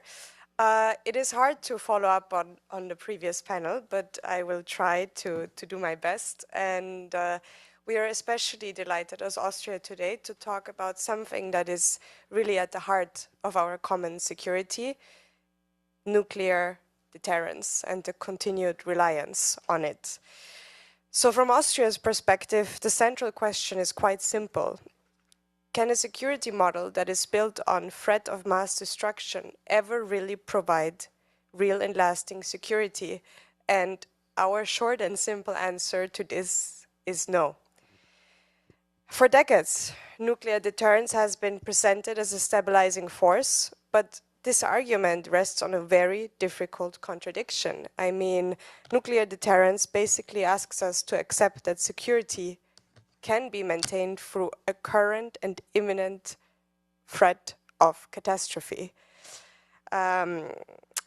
Deterrence does not remove danger. We believe that it actually institutionalizes danger. And it keeps humanity one miscalculation, one false alarm, one technical failure, or one act of cyber interference away from disaster. We all know, and the previous panel alluded to it, that the humanitarian consequences of any nuclear detonation are beyond dispute. We know that such an event would cause immediate death and destruction, followed by long-term damage to health, the environment, food systems, infrastructure, social cohesion, and economic development. And these consequences would not remain confined to a single country or region. They would be cross-border and in many cases also cross-generational. And this is why Austria has consistently emphasized that the humanitarian imperative is not just a side story to the NPT, as we are discussing, one day ahead of the NPT, its role. We believe that those considerations are central to the Nonproliferation Treaty. The treaty was negotiated in the shadow of the devastation that nuclear war would bring to all humankind, and its preamble reflects that reality. So the NPT is not a license for indefinite nuclear reliance. It is a commitment to move towards disarmament. And this is also what we as the Austrian delegation will continue to advocate for the next 3 weeks. In that light, thank you. In that light, nuclear deterrence must be examined not only as a strategic doctrine, but also as a legal and as an ethical one. Any use of nuclear weapons would raise the gravest concerns under international humanitarian law, including the principles of distinction and proportionality. And yet, I want to stress once again that, of course, the very purpose of deterrence is to maintain the readiness to inflict precisely such kind of indiscriminate, catastrophic harm. So we remain very concerned as Austria by the way deterrence is normalized and keeps to be normalized, the way it presents nuclear weapons as an instrument of stability, while at the reality, their continued existence creates insecurity for all of us. And this was also, you know, the previous panel talked about transparency and accountability. This is also something that Austria will continue to advocate for the next 3 weeks. We are also submitting a working paper on exactly that topic, because transparency and accountability matter, because if nuclear deterrence is the argument, the states advocating for that need to, you know, the burden is on them. They need to present why and how this act of deterrence is actually safe and secure. So Austria believes that challenging nuclear deterrence is not an abstract or ideological exercise. We think it's a necessary response to a real and documented threat. Deterrence may be defended as prudent, but in practice it depends, as I've said before, on constant escalation, management, sustained modernization, and continued confidence in systems that, as we have heard today, as we all know, can never be made fully safe. And I would like to share briefly what Austria has done since on implementing the 2010 action plan of the NPT, because member states had to report on this, and we have done so. We have published our report. Apart from general advocacy within the United Nations, we have convened in 2022 a big conference on the humanitarian impact, bringing together the latest scientific findings. We had over 80 member states participating. Since the entry into force of the TPNW in 2021, Austria has been one of the big supporters. We are working on the universalization of that treaty. We held the first meeting of states parties in Vienna. We continue to provide funding and resources for disarmament education. As you all know, that Vienna is one of the centers of disarmament education. We continue to host the CTBT and the Atomic Agency. We are working together with them. We are providing funding, including over 1 million euros on the assistance mission of the agency to Ukraine for nuclear safety and security. Another topic that will be much debated in the coming 3 weeks. So once again, I would like to remind you, and I'm almost coming to my closing, I don't want to keep you from the other panelists. So Austria calls on nuclear weapon states to reduce the role of nuclear weapons in their doctrines, increase transparency and accountability, take concrete steps away from dependence on nuclear deterrence. And we also call on all states to reaffirm that the only lasting guarantee against the use of nuclear weapons is their total elimination. A security system that relies on the threat of mass destruction can, per definition, not be sustainable. Deterrence may claim to preserve peace, but it does so by keeping humanity one miscalculation away from catastrophe. Austria remains committed to working with all partners, with all of you, with all member states, to move from a logic of nuclear threat to a logic of human security. Thank you.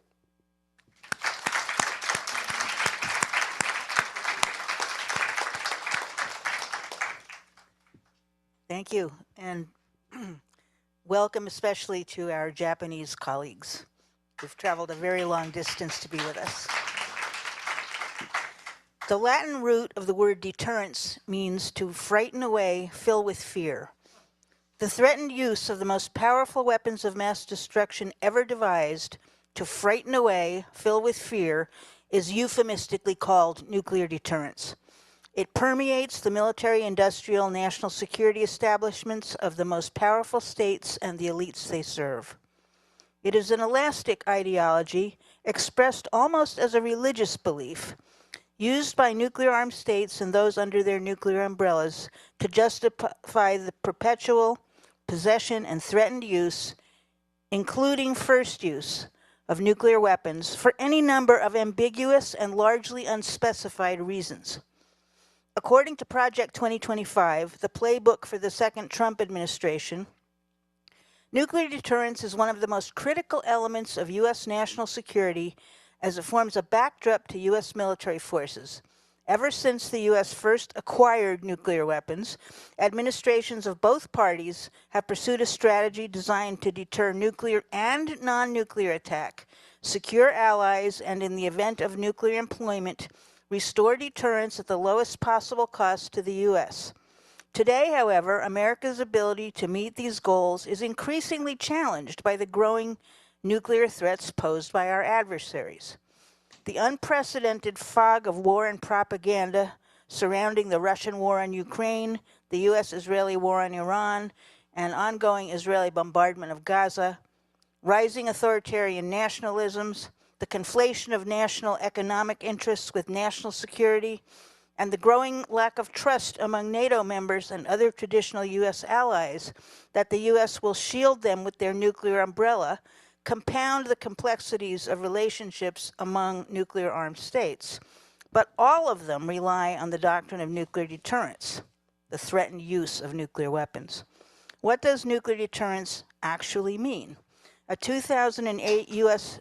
Department of Defense report states, quote, "Though our consistent goal has been to avoid actual weapons use, the nuclear deterrent is used every day by assuring friends and allies, dissuading opponents from seeking peer capabilities to the United States, deterring attacks on the United States and its allies from potential adversaries, and providing the potential to defeat adversaries if deterrence fails." In a 2021 article called Forging 21st Century Strategic Deterrence, U.S. Navy Admiral Charles Richard, then Chief of U.S. Strategic Command, explained, quote, "We must acknowledge the foundational nature of our nation's strategic nuclear forces as they create the maneuver space for us to project conventional military power strategically. In the current conflicts in which nuclear-armed states are attacking non-nuclear states, it appears that the Russian, Israeli, and U.S. governments have been using their nuclear deterrence in this way to keep potential nuclear-armed adversaries and their allies at bay. But the longer these wars go on, the greater the threats of wider regional conflict and the potential for nuclear escalation become. Let's look at an example from another nuclear-armed state. In a major policy speech just last month, delivered from France's naval base in Brittany, President Emmanuel Macron proclaimed, "I stand before you today at the heart of the Ile-Longue base, a cathedral of our sovereignty and a symbol of our country's constant commitment to nuclear deterrence for more than 65 years. In a few days, the ballistic missile submarine Le Téméraire will take to the sea. It will drop into total stealth and will play its full role from the depths as the ultimate guardian of our freedom of action and our independence." Unbelievably, but fittingly, the English translation of Le Téméraire is the reckless. Macron continued, "My responsibility is to ensure that our deterrence maintains its power of assured destruction in the dangerous moving environment. As a consequence, I have decided to increase the number of warheads of our arsenal. To put an end to any speculation, we will no longer release figures on our nuclear arsenal, as we have done in the past. To be free, we must be feared. And to be feared, we must be powerful.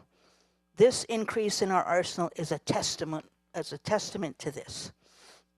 Macron also announced that under a new forward deterrence strategy for Europe, the UK, Germany, Poland, the Netherlands, Belgium, Greece, Sweden, and Denmark could take part in exercises of France's air-launched nuclear capacity and also host air bases where France's nuclear bombers could be stationed. But he was clear that the President of France will retain sole decision-making power over when to fire a nuclear missile. The same day, Macron and German Chancellor Merz issued a joint declaration called Strengthening Franco-German Cooperation in the Field of Deterrence. It states, "This Franco-German cooperation is based on the shared understanding that the nuclear dimension of deterrence remains a cornerstone of European security, relying on the U.S. extended deterrence, including U.S. nuclear weapons forward deployed to Europe, and on the independent strategic nuclear forces of France and the United Kingdom. This Franco-German cooperation will add to, not substitute for, NATO's nuclear deterrence and NATO's nuclear sharing arrangements. France and Germany will continue to comply with their obligations under international law, including the Treaty on the Nonproliferation of Nuclear Weapons." Really? Really?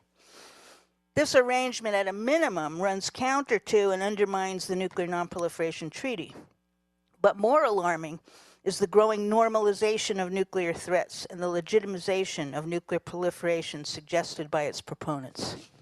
According to Rafael Grossi, head of the International Atomic Energy Agency, North Korea is making, quote, very serious progress in its ability to produce more nuclear weapons. In early March, North Korea launched a missile from a naval destroyer.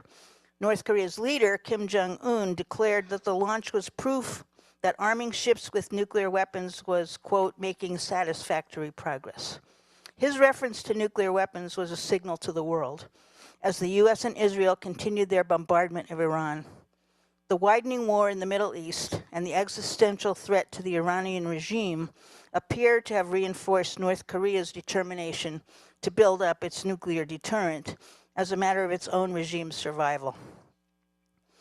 Donald Trump's shocking April 7th threat to Iran, quote, "a whole civilization will die tonight, never to be brought back again," was interpreted by some as a nuclear threat, a reasonable concern given this unhinged U.S. president's sole authority to launch nuclear weapons.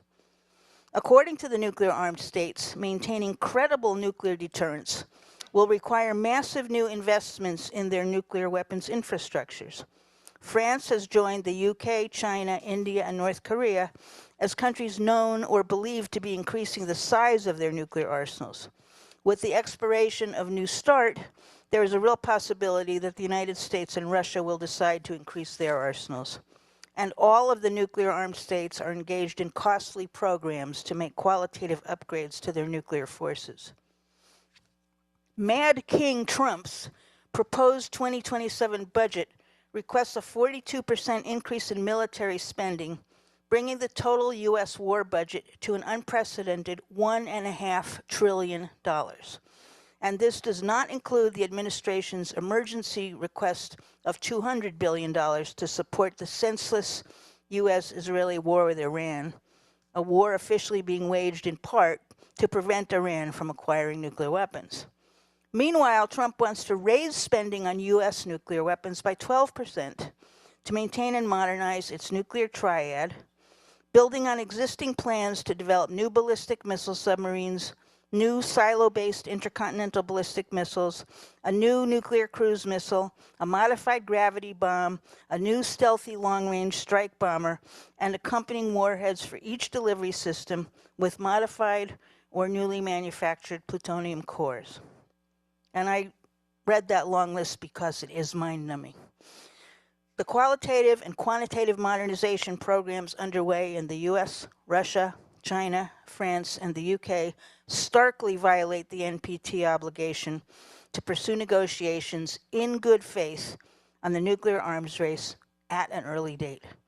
Now, for the first time in decades, elements of governments in a number of countries, including Japan, South Korea, and Saudi Arabia, are openly discussing the possibility of acquiring nuclear deterrence of their own. If this comes to pass, it will effectively spell the end of the NPT regime. Over half the world's population lives in countries whose national security postures explicitly depend on the doctrine of nuclear deterrence, threatening the murder of many millions of innocent people with severe economic, climate, environmental, agricultural, and health consequences beyond the area of attack. As the Canberra Commission concluded 30 years ago, nuclear weapons are held by a handful of states which insist that these weapons provide unique security benefits and yet reserve uniquely to themselves the right to own them. The possession of nuclear weapons by any state is a constant stimulus to other states to acquire them. The proposition that nuclear weapons can be retained in perpetuity and never used, accidentally or by decision, defies credibility. The only complete defense is the elimination of nuclear weapons and the assurance that they will never be produced again. And as Daniel Ellsberg reminded us, what is missing is the recognition that what is being discussed is dizzyingly insane and immoral. We must find a way to collectively move from the irrational fear-based ideology of deterrence to a rational fear of an eventual nuclear weapon use, whether by accident or design, by a nuclear-armed state that places the threatened use of nuclear weapons at the core of its national security policy. We also need to stimulate a rational hope that security can be redefined in humanitarian and ecologically sustainable terms that will lead to the elimination of nuclear weapons and dramatic demilitarization. In 1990, following the end of the Cold War, Olja Suleimanov, a leading poet and deputy of the USSR Supreme Soviet and founder of the Nevada Semipalatinsk anti-nuclear movement in Kazakhstan, declared, quote, "It's time to reject the dictates of the Roman Empire. If you want peace, prepare for war. If you want peace, prepare for peace," he said.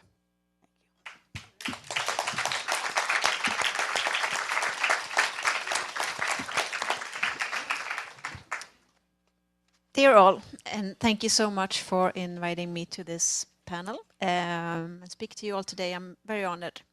Since this panel is about nuclear deterrence and has such a prominent set of people with a lot of knowledge, good arguments and experience in debunking deterrence, I thought I'd focus my talk on an example on how quick political change can go and how a country previously known as a defender for nuclear disarmament, even a champion, can go into reliance on nuclear deterrence and supporting modernization and extension of both arsenal as of deterrence for a whole region. I'm obviously talking about my own country, Sweden. I will therefore focus my talk on a profound shift in Swedish security policy. How Sweden, long known for its neutrality and advocacy for disarmament, began to embrace the logic of nuclear deterrence following its accession to NATO, and how that position has evolved up to today. And perhaps not everyone in this room knows that Sweden had plans to build our own nuclear weapons in the 1950s and reached quite far in this regard.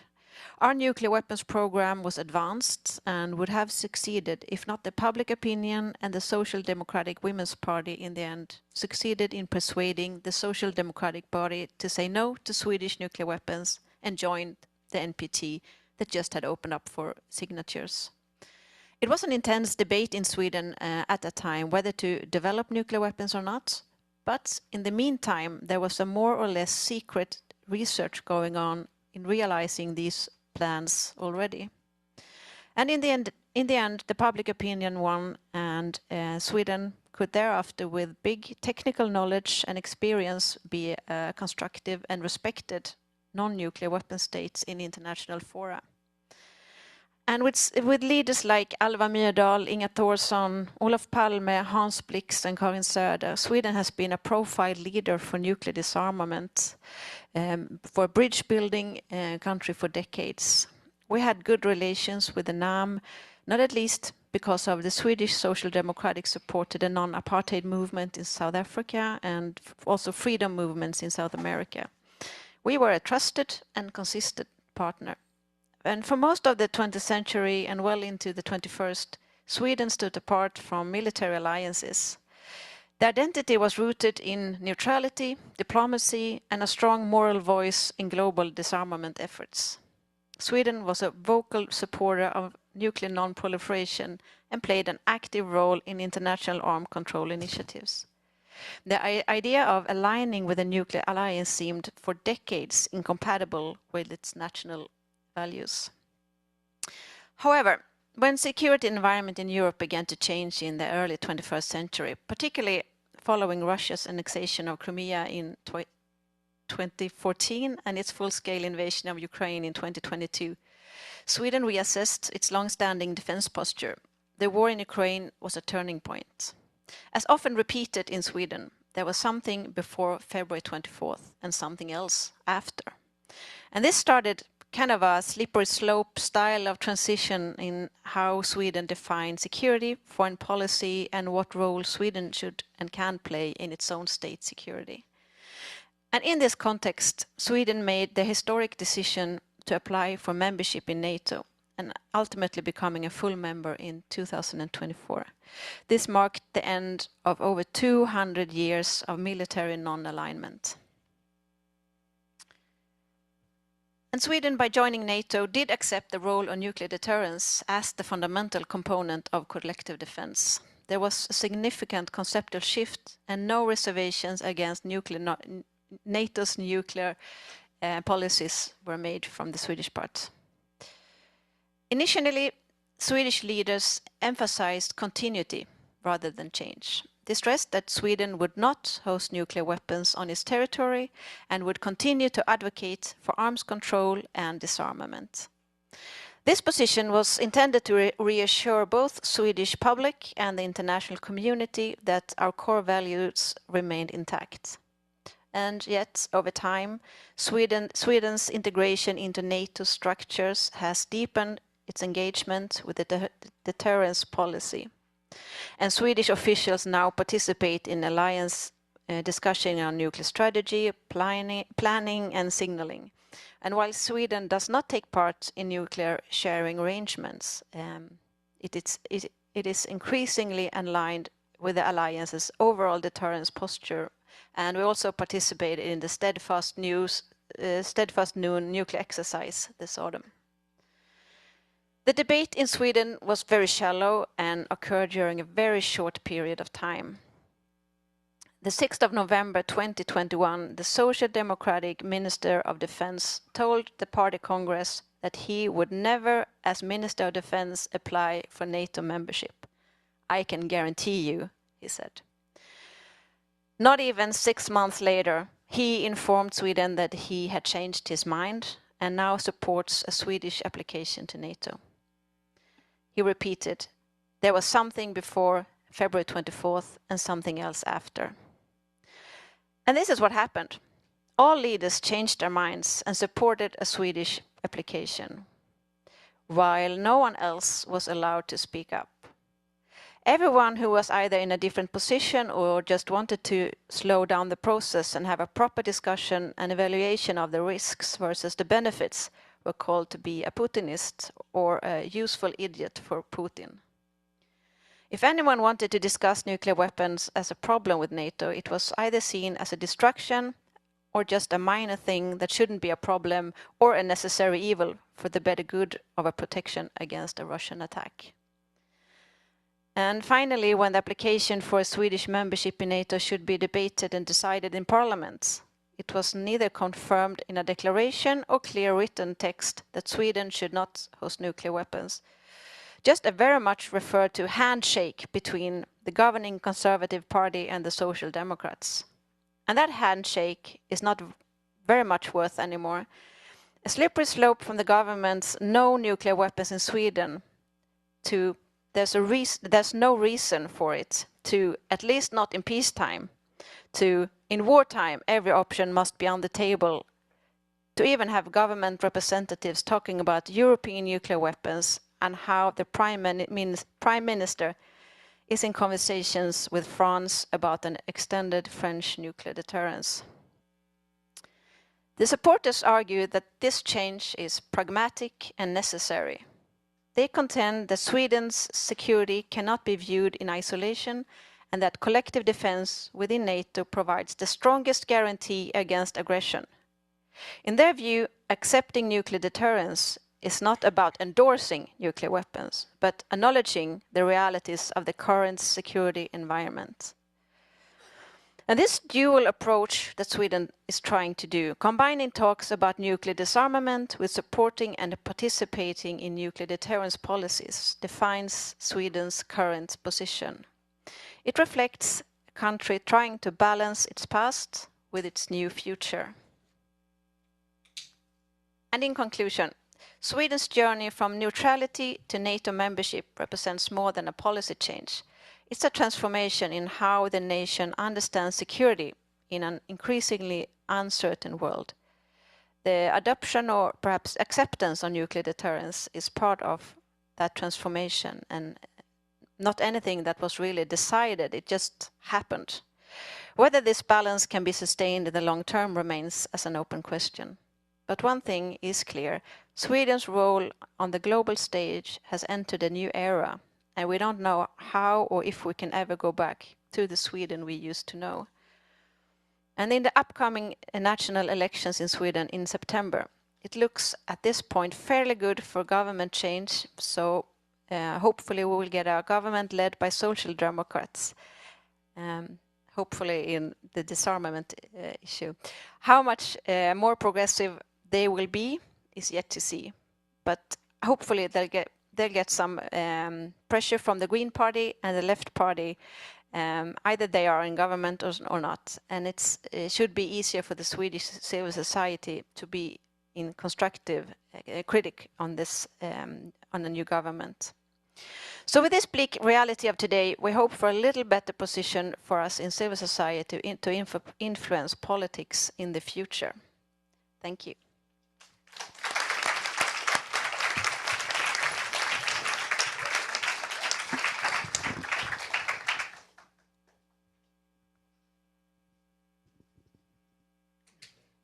Okay, thank you. After having heard so many talks by so many exceptional speakers in the first panel and now, there isn't actually that much more to say about nuclear weapons or about deterrence or about many other things, because the fact that you're all here already means that you understand. So what am I going to tell you that will help you and all of us together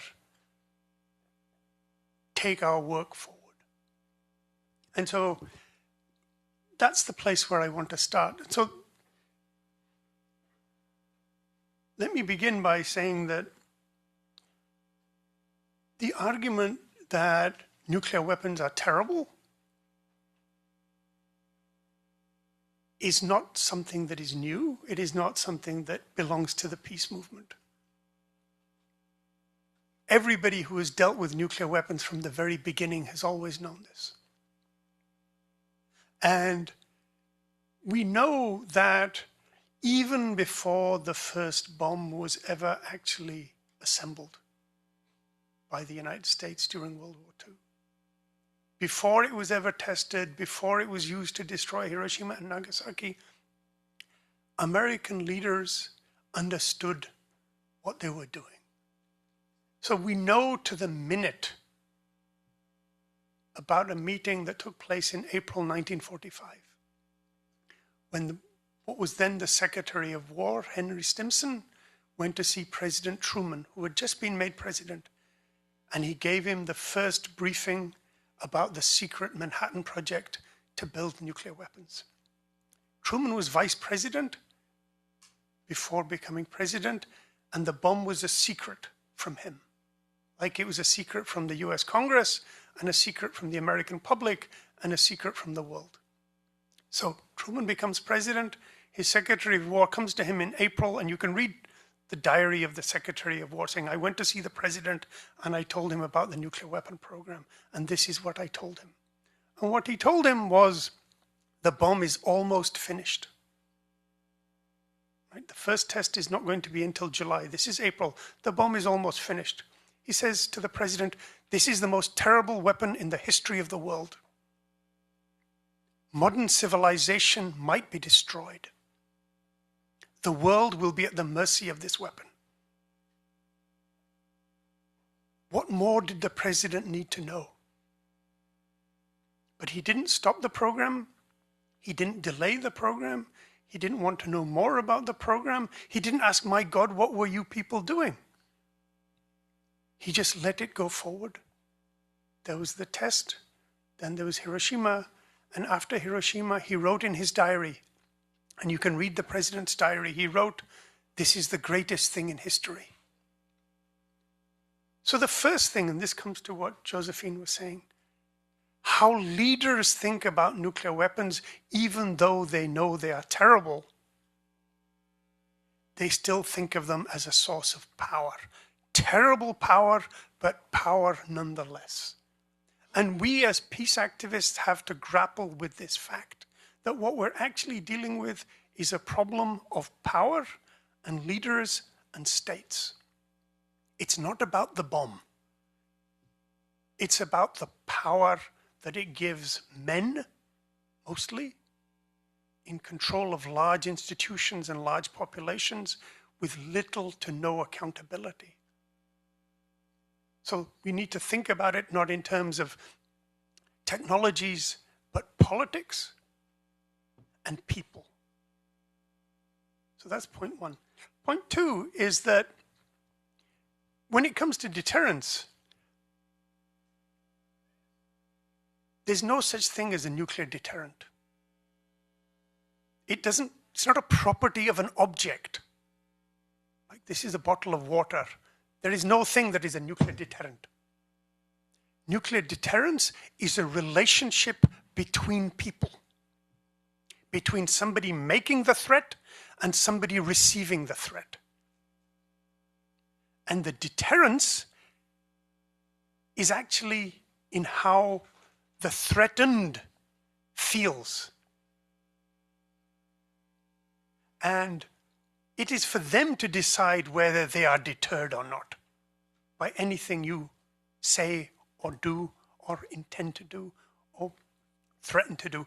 And what we know, and this is something that we've known from the very beginning, and since Jackie Cabasso quoted Daniel Ellsberg, let me follow that up by quoting one of Dan's most famous lectures. It's from 1959 on the theory and practice of nuclear blackmail. And in which he said, if I threaten to use a nuclear weapon against you, I say, I am deterring you. But if you make that threat to me, this is blackmail.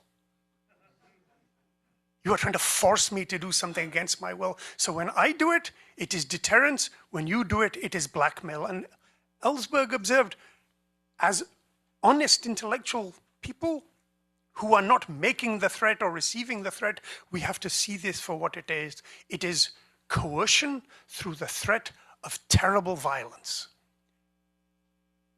And so the question is, how does the person who is threatened deal with this? It is for them to decide, not the person making the threat.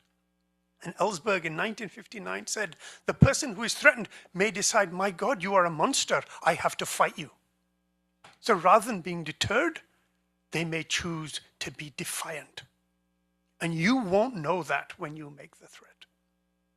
So this relationship is about power, people, politics, and now psychology. And people, especially people who make threats and people who are threatened, typically do not behave rationally.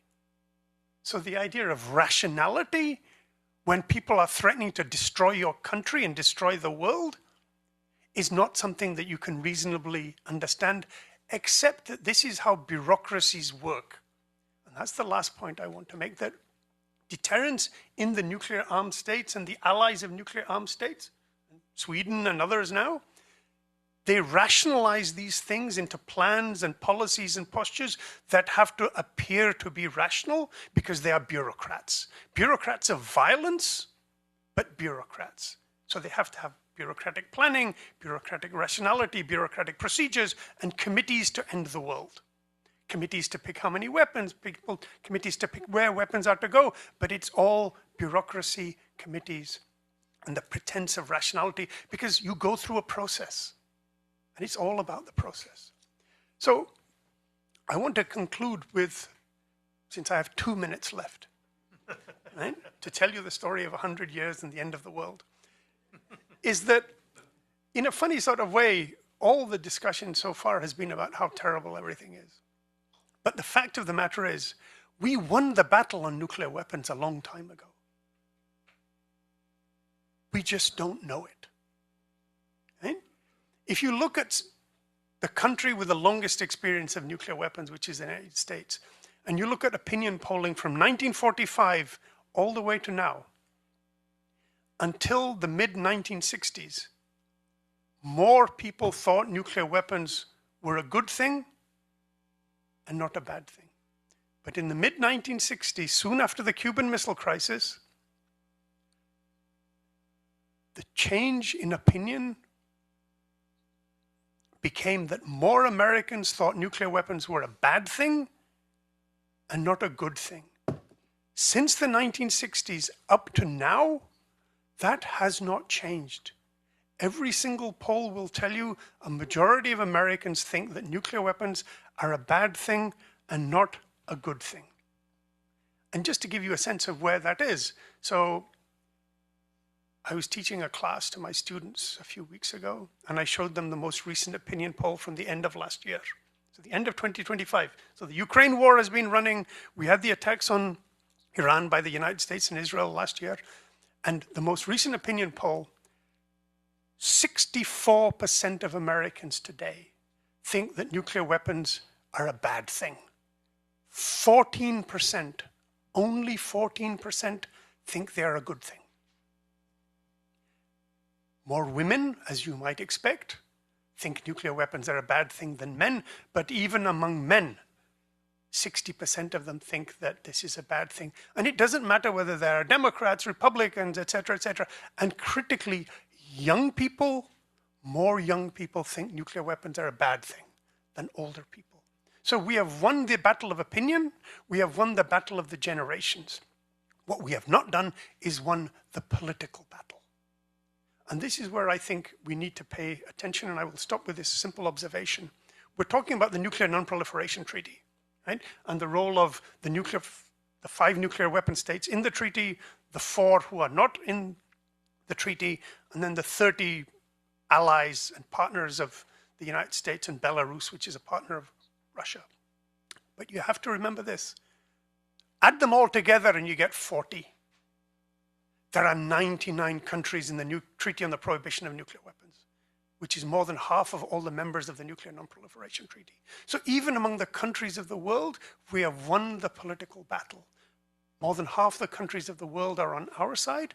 We are on the same side. And so what we have to do is to understand and practice a new kind of politics, which is based in a fundamental democratic recognition. We are the majority. And begin for asking, now what do we do once we accept that we are actually the majority within countries and globally?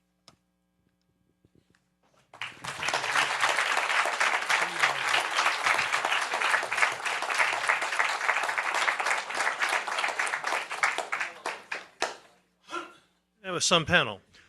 So first of all, I want to say that, a lot of facts and details have been thrown at you, more than you can possibly absorb, and that some of you will also be needing to write reports.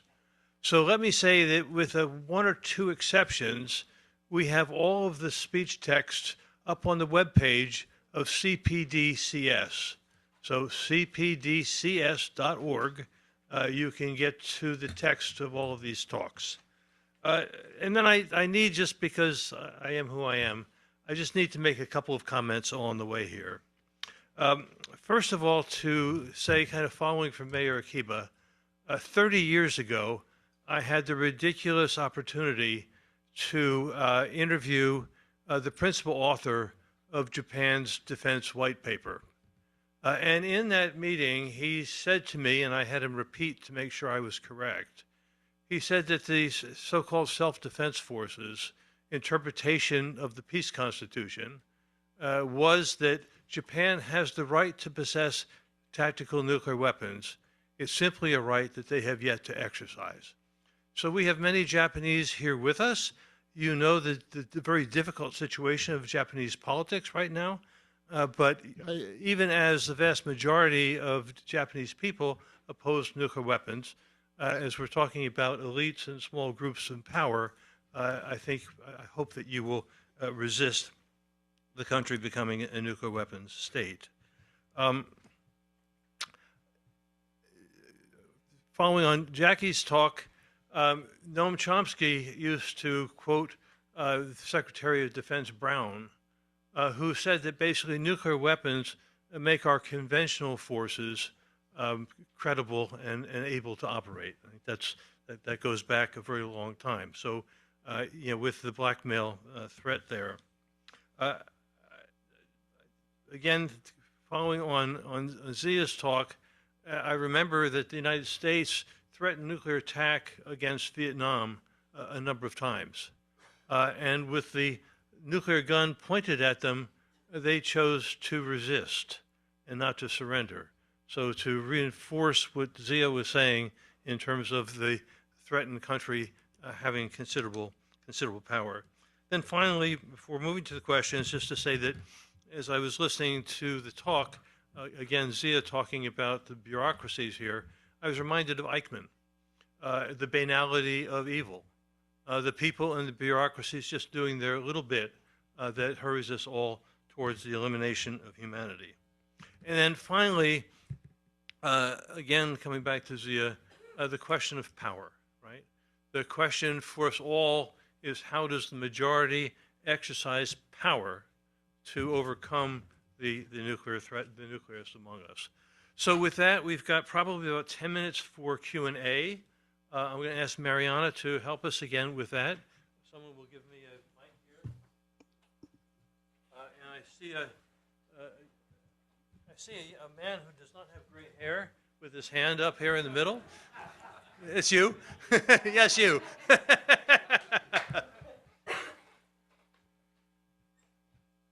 And if you keep your questions short, we can do more. Thank you. My name is David. I'm here with Youth for TPNW. And my question would be to Gloria. You explained really well how Austria kind of have a role of an outsider within the EU and the Western world in combating nuclear deterrence. This panel has shown that in Europe, the movement is rather going backwards. Jackie, you mentioned the speech of Emmanuel Macron, and Josephine, you mentioned Sweden, which is a potential new nuclear partner for France. And Finland is also discussing changing its law to host nuclear weapons, right?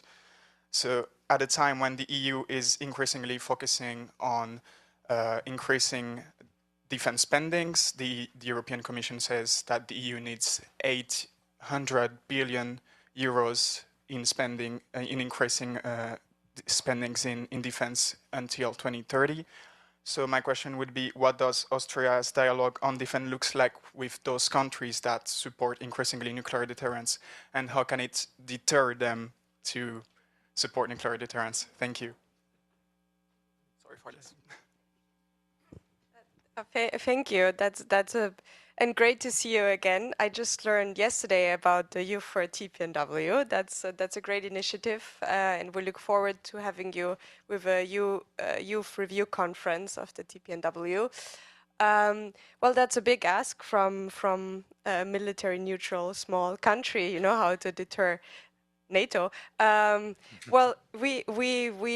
what I can tell you is that we're having a lot of discussions, and that a lot of the NATO partners are coming to us, talking to us, and their ask is, please change your narrative, please be more, don't be so radical. And we know Austria is having all these strong stances, and our answer is, well, thank you for your concern. We will continue our advocacy, of course. And while, you know, what is important to understand is that we fully understand our European partners. The European security situation is very different these days. I think the Swedish example was very, you know, it gave a good illustration of how fast things shift.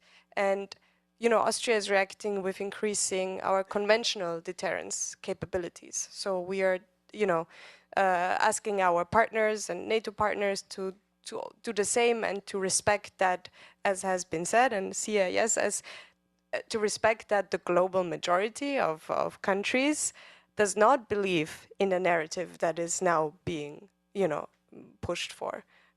So this is what we do. We keep going and you know, don't go back on our commitments as we continue to have a strong parliamentary mandate for this work. Joseph, may I? Sure. So let me just add one complication to this story.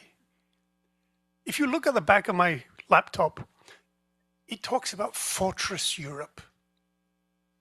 It's worth thinking about that Europe's turn to Fortress Europe and the attempt to bar immigrants of color, especially, to let thousands of people drown in the Mediterranean, to deport people that had sought refuge and sanctuary in the United States, predates all of these things. And there is a connection. We should not isolate nuclear politics from other politics. And I think one of the key things that as peace activists we need to keep in mind, that the closing of societies to the other, to the feeding of an insecurity of us, not them, that begins with demonizing people of color, people of different genders and identities, and of adversaries that allow you to be totalizing, to say, yes, you can let them drown, you can kill them, you can deport them, and you can drop nuclear weapons on them. It is part and parcel of a notion of the use of violence and a marginalization of the value of other human beings that is a package deal. And it is no surprise to me that it is Spain, run by a socialist government, that welcomes immigrants and refuses to play the NATO game, and now Trump threatens to have NATO expel Spain. This is part and parcel of the politics we actually need to keep in our mind at the same time, and not put the nuclear part as if it has a logic separate from everything else. Thank you. I think we have one other question here, Claire. Yes, thank you so much, Joe. I have a question and then a brief announcement. The brief announcement is that two of you quoted Daniel Ellsberg in your talks, and I'm one of the producers of a new short film that features Daniel Ellsberg, 29 minutes on the threats of ICBMs and why they must be eliminated. And I have information and hope to schedule a screening sometime during this first week. So thank you for that. So I'll be outside with information and a QR code how you can access the film, and a launch on June 4th that I hope you all will participate in. But my question is, given the deterrence framework of ICBMs, is there a reason to just call for their abolition completely, or would it be also, in terms of the NPT, to ask member states to pressure the US, Russia, and potentially China to eliminate all their ICBMs? How does the use and the deterrence and the elimination of ICBMs figure into the NPT or even the ICANN discussions? Who would like to take that? There goes Zia. Okay. Yeah, so I think that it's been well understood for a very long time, including by the nuclear weapon states, that they don't need land-based intercontinental ballistic missiles, right? And as a matter of fact, one of the great American thinkers about nuclear strategy, Tom Schelling, actually wrote a paper in the 1980s, you know, why do we still have intercontinental ballistic missiles? We would never invent them today. And because all it does is it produces more targets in your country to be attacked and therefore more of your people to be killed. That was his logic. But they do lead, as Dan Ellsberg and others wrote, to have to, because you know where they are, they have to be launched very early, they have to be launched first, and so they become weapons of first strike, of accidental launch, and all the other complications. And so a strong case can be made that for reasons, if nothing else but for prudence, that the first set of weapon systems that should be eliminated that exist now should be intercontinental ballistic missiles. And the idea of taking away one particular kind of set of weapons is not new. This was done in the 1980s in the INF Treaty, the Intermediate Nuclear Forces Treaty. And so it's easily to make the case to do this. But the question is not about convincing diplomats. The people you need to convince are their bosses. Because when they get home, the militaries are the ones who will say, no, you can't take away my weapon. And that's really what it comes down to, that the politics around nuclear weapons and land-based missiles are domestic politics, about the companies that make them, the generals that want them, the communities that benefit from them, and the political classes that don't want to have to fight for them. So thank you, Z. Just Okay, add to there that, goes Jackie. for people from other countries. So the United States has a uber expensive program now underway to replace the intercontinental ballistic missiles, the Minuteman IIIs, with the new Sentinel missile, and there is discussion of actually MIRVing those missiles, putting multiple warheads on them for the first time in many years. So like with everything else, right now, it's going in absolutely the wrong direction. So just to wrap up, to say that we've come down in some ways to the question of power. We've come down to the question of strategy.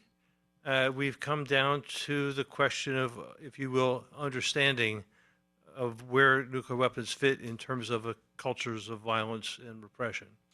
So coffee is going to be outside. Maybe with some sugar as well. And we're going to come back and we're going to talk about power. We're going to talk about how we make the change. And we have 20 minutes for this break. And again, to remind you that there are bathrooms downstairs, and on the second floor, you've got bathrooms up there too. And thank you for your participation thus far, and looking forward to getting down to, if you will, the ultimate questions here.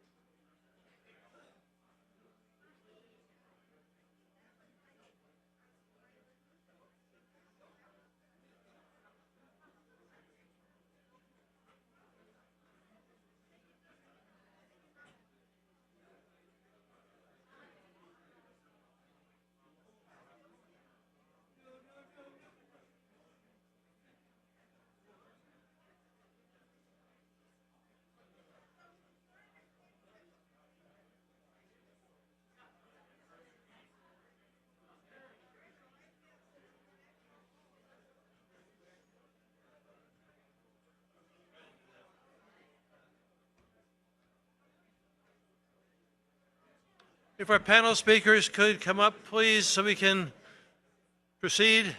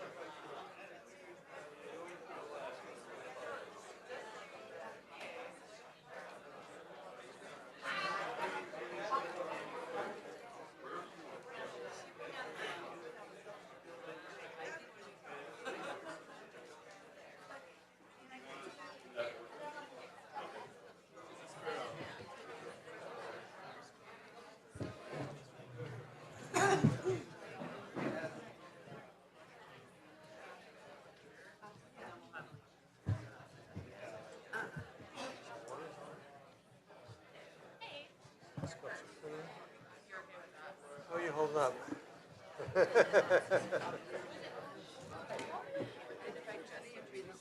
Yeah, I know. Courage. I don't want to disregard your accolades, but Just hey, I read your bio. so just to say that Susan University's going to be here. She's got the time sheet.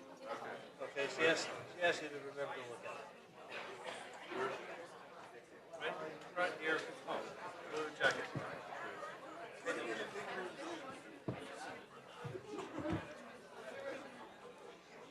Are you going to introduce me or you want me to? Yeah, you can just start us off here.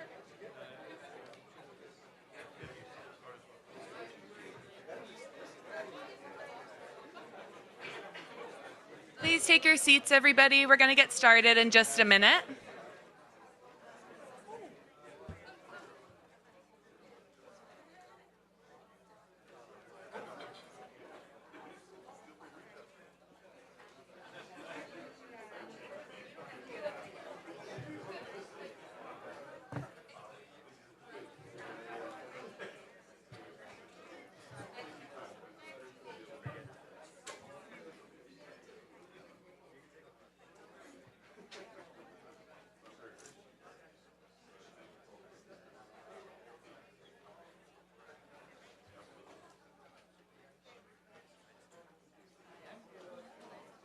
Welcome in, everybody.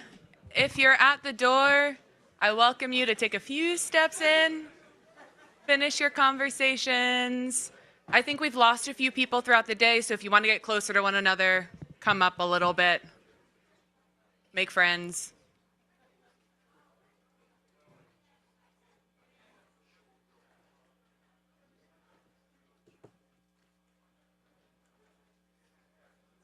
All right, due to our time constraints here, I'm going to suggest we get started as people kind of filter in. This is our last panel of the day. How is everybody feeling? Are we awake? Are we feeling good? Do we need a stretch? Yes? Okay, everybody stand up. We're going to do a 20-second stretch and you might hate it. All right, I don't know what we're doing. We're going to lift our arms and we're going to shake. Great, great, great. And if you're joining us online, you are also part of this. All right, and we're going to go side to side. All right. Now, do we feel more awake? Yes. Great. And the pictures are great, so good job, everybody. All right, take a seat, take a seat. Welcome to our final panel of the day. My name is Molly McGinty. I am the program director at the International Physicians for the Prevention of Nuclear War. I'm based in Boston, Massachusetts. So during this last panel, we're going to shift our conversation away from analyzing the problem. We've learned today about the arms race, about proliferation risks, about deterrence, and much, much more. We've learned about the risks ahead. Now we're going to shift to what we can do about it, looking at where we go from here. The problems are vast. That's an understatement. But our responses must be vast in return. And I know that every single person in this room has done work to pull us back from the brink of nuclear war. So thank you for everything that you've done, and I hope that you'll learn from our panel here today. So a quick round of introductions. We have Alicia Sanders-Zacher. She is the head of policy at the International Campaign to Abolish Nuclear Weapons. That's ICAN. We have Gil Kim. She is a graduate of legal studies at the University of Massachusetts Amherst. Gil became a member of SPARC in 2023. We have Danny Hall. He's the lead Capitol Hill representative and faith community outreach coordinator for Back from the Brink. And finally, last but not least, we have Yayoi Shishida, who is the Assistant General Secretary of Jensukyo, the Japan Council Against A and H Bombs, and an initiator of today's conference. So thank you, Yayoi, for bringing us together today. We're going to start, yes, please, round of applause for Yayoi. We're going to go in the order as everybody is seated here. So we're going to start with Alicia. And as you hear from our speakers today, please consider how you can engage in the work that they're outlining. This is not work that requires special expertise or special background. This work requires each and every single one of us. So think of how you can engage with each of the speakers. So Alicia, I'll leave it to you. Thanks a lot, Molly, and thanks so much to the organizers and for inviting me to speak here today. We've heard a lot throughout the day about rising nuclear threats, how nuclear armed states are placing us and all that we love at risk of annihilation. So I'd like to deliver a message of hope, what we can do, inspired by what we have done, to get rid of these atrocious weapons once and for all. This dark picture that we've heard about today would cause some to throw up their hands and suggest that there's nothing to be done towards nuclear disarmament in 2026. That we simply must wait for more favorable security conditions to come about and, in the meantime, surrender to the inevitable arms race. But we can't afford to be hopeless when there are still more than 12,000 nuclear weapons in the world today.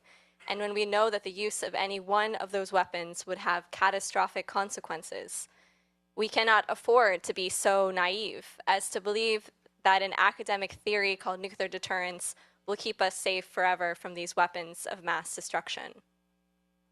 While there have always been those who have argued that nuclear weapons were indispensable for their own security, there has also always been a challenge to this argument. People and countries have stood up and achieved progress on nuclear disarmament in times of the highest tensions. And I'll give you a few examples. The nuclear-free and independent Pacific movement, which started in the 1970s, united indigenous peoples from across the Pacific and resulted in multiple countries declaring themselves nuclear-free, including Vanuatu and the Solomon Islands, and the adoption of the South Pacific Nuclear Weapon-Free Zone in 1985. During the Cold War, protesters in Europe were instrumental in bringing about the 1987 Intermediate Range Nuclear Forces Treaty. The Green and Common Women's Peace Camp, for example, brought together hundreds of women to a permanent peace camp and thousands of protesters over several years to protest the UK's decision to store US nuclear missiles there. In Kazakhstan, the Nevada Semipalatinsk anti-nuclear movement's strong protests led to canceled tests and the closure of the Semipalatinsk nuclear test site. At the time, one of the Soviet Union's major nuclear testing sites, after 2 million people signed a petition. Protesters in Kazakhstan stood in solidarity with other individuals impacted by nuclear testing around the world, from Nevada to the Pacific. Activists at the heart of the nuclear weapons enterprise in the US and in the Soviet Union spoke about the impacts of nuclear weapons and advocated for a ban on nuclear testing. The International Physicians for the Prevention of Nuclear War was awarded the Nobel Peace Prize in 1985 for their advocacy. And then the Comprehensive Test Ban Treaty was adopted in 1996, leading to a modern-day global moratorium on nuclear testing. Let's not forget that the Nuclear Nonproliferation Treaty itself was negotiated thanks to the leadership of non-nuclear armed states like Ireland, and Article 6 of the treaty requiring disarmament exists only due to the concerted advocacy of the non-aligned movement. Most recently, an international movement, the International Campaign to Abolish Nuclear Weapons, that today counts more than 700 partner organizations in more than 110 countries, worked with the world's majority of governments to negotiate the first globally applicable treaty banning nuclear weapons.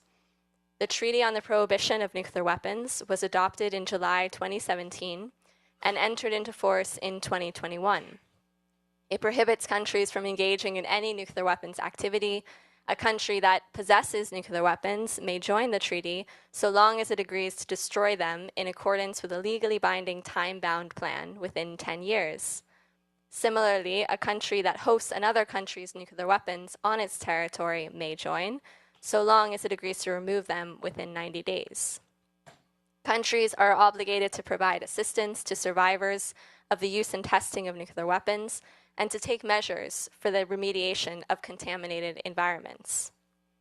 The TPNW is a bright light on the international arena, proof that the majority of the world does not believe that nuclear weapons are acceptable or legitimate, and that they are willing to take action. Nuclear disarmament may not happen overnight, but it won't happen because of the leadership of nuclear armed states either. Non-nuclear armed states need to collectively put pressure on nuclear armed states to disarm, and the TPNW is one way to do so. There's overwhelming public support for the TPNW in many countries that have not yet joined it. Polls from 2018 to 2021 show that majorities in 9 European countries polled, from France to Germany to Italy to the Netherlands, support their country joining the TPNW. Recent data from April 2025 YouGov polls also demonstrates the majorities of those polled in 7 European states do not support hosting US nuclear weapons, including in current nuclear host states Germany and Italy. The TPNW is a practical policy solution and provides an avenue to engage local governments and parliamentarians, financial institutions, and others on nuclear disarmament action. Over 500 cities, including New York, Washington, D.C., Paris, Manchester, Geneva, Canberra, Berlin, Oslo, and Toronto, have publicly supported the treaty and urged their governments to join it. Over 1,400 sitting parliamentarians around the world have committed to work to get their government to join the treaty. And they're now putting forward motions, debating the treaty, asking questions to the executive branch, and increasing pressure in other ways. 56 former presidents, prime ministers, foreign ministers, and defense ministers from 20 NATO states, along with Japan and South Korea, released an open letter in September 2020, imploring current leaders to show courage and boldness and join the TPNW. They warned that the risks of nuclear weapons being used, whether by accident, miscalculation, or design, are increasing, and described the TPNW as a beacon of hope in time of darkness. A report released just last Friday, as Ray mentioned on an earlier panel, by PAX and ICANN, documents the 301 financial institutions with significant financial ties to the nuclear weapons industry in the past 2 years. But there are campaigns from Scotland to Japan that are urging divestment. These are difficult times indeed, but those of us pushing for nuclear disarmament are not alone, and we have a winning strategy.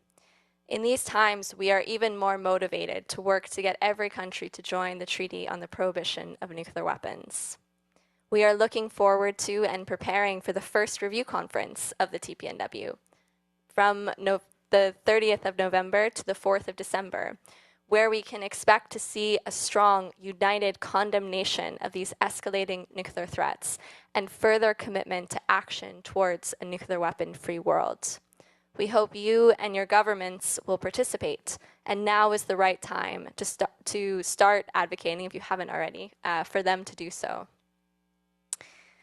We have no other choice. As long as nuclear weapons exist, they threaten life on Earth as we know it. Placing our faith in an unproven theory like nuclear deterrence is just not good enough.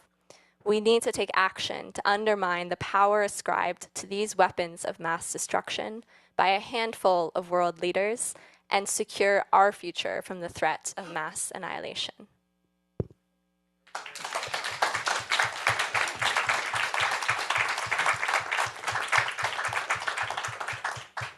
Hi, everyone. Thank you to the organizers of this conference, and thank you to you all for all the work that you do. I'm here with SPARK, or Solidarity for Peace and Reunification of Korea, who has worked for over 30 years nationally in Korea for peace and disarmament, national self-determination, as well as anti-nuclear policy. So we are here today with the first generation and second generation survivors of the atomic bomb, and we are here with this message.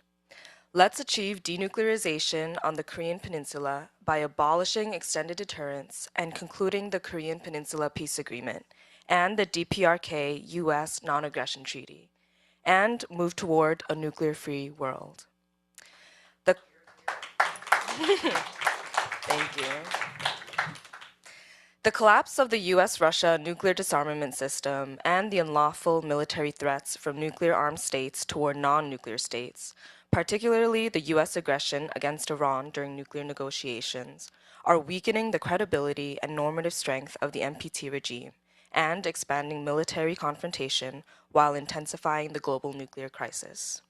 In this context, the past, present, and future nuclear issues on the Korean Peninsula go beyond being merely regional concerns. They serve as a microcosm of the global structure of nuclear confrontation and crisis today, as well as the prospects for their resolution.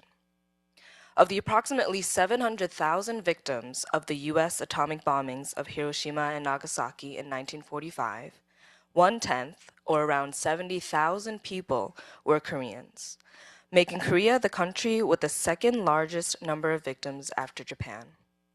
At the 9th NPT Review Conference in 2015, Korean atomic bomb survivors made their presence known to the international community for the first time, and subsequently demanded an official apology and compensation from the United States for the bombings. Present-day nuclear confrontation on the Korean Peninsula lies within the broader historical continuum of Japan's unlawful colonial rule and the US atomic bombings of Hiroshima and Nagasaki. The US use of nuclear weapons as part of its strategy to contain the Soviet Union marked the beginning of US-Soviet nuclear confrontation, as well as the starting point for the division of the Korean Peninsula, the Korean War, and the subsequent nuclear standoff. Under the ROK-US military alliance established immediately after the signing of the Korean Armistice Agreement in 1953, the United States deployed tactical nuclear weapons in South Korea in 1957. The United States used South Korea as a forward base against the Soviet Union and China, and subsequently provided a nuclear umbrella in 1978 and extended deterrence starting in 2006. Confronted with this extended deterrence and the ROK-US alliance's adoption of a preemptive attack strategy and operational plans aimed at achieving regime collapse in North Korea as a war objective, North Korea, in turn, entered into alliances with the Soviet Union and China in 1961 and pursued nuclear development and acquisition in 2006. This dynamic has driven the military confrontation between the two sides into a full-fledged nuclear standoff. In other words, US extended deterrence is the cause of North Korea's nuclear weapons development and possession.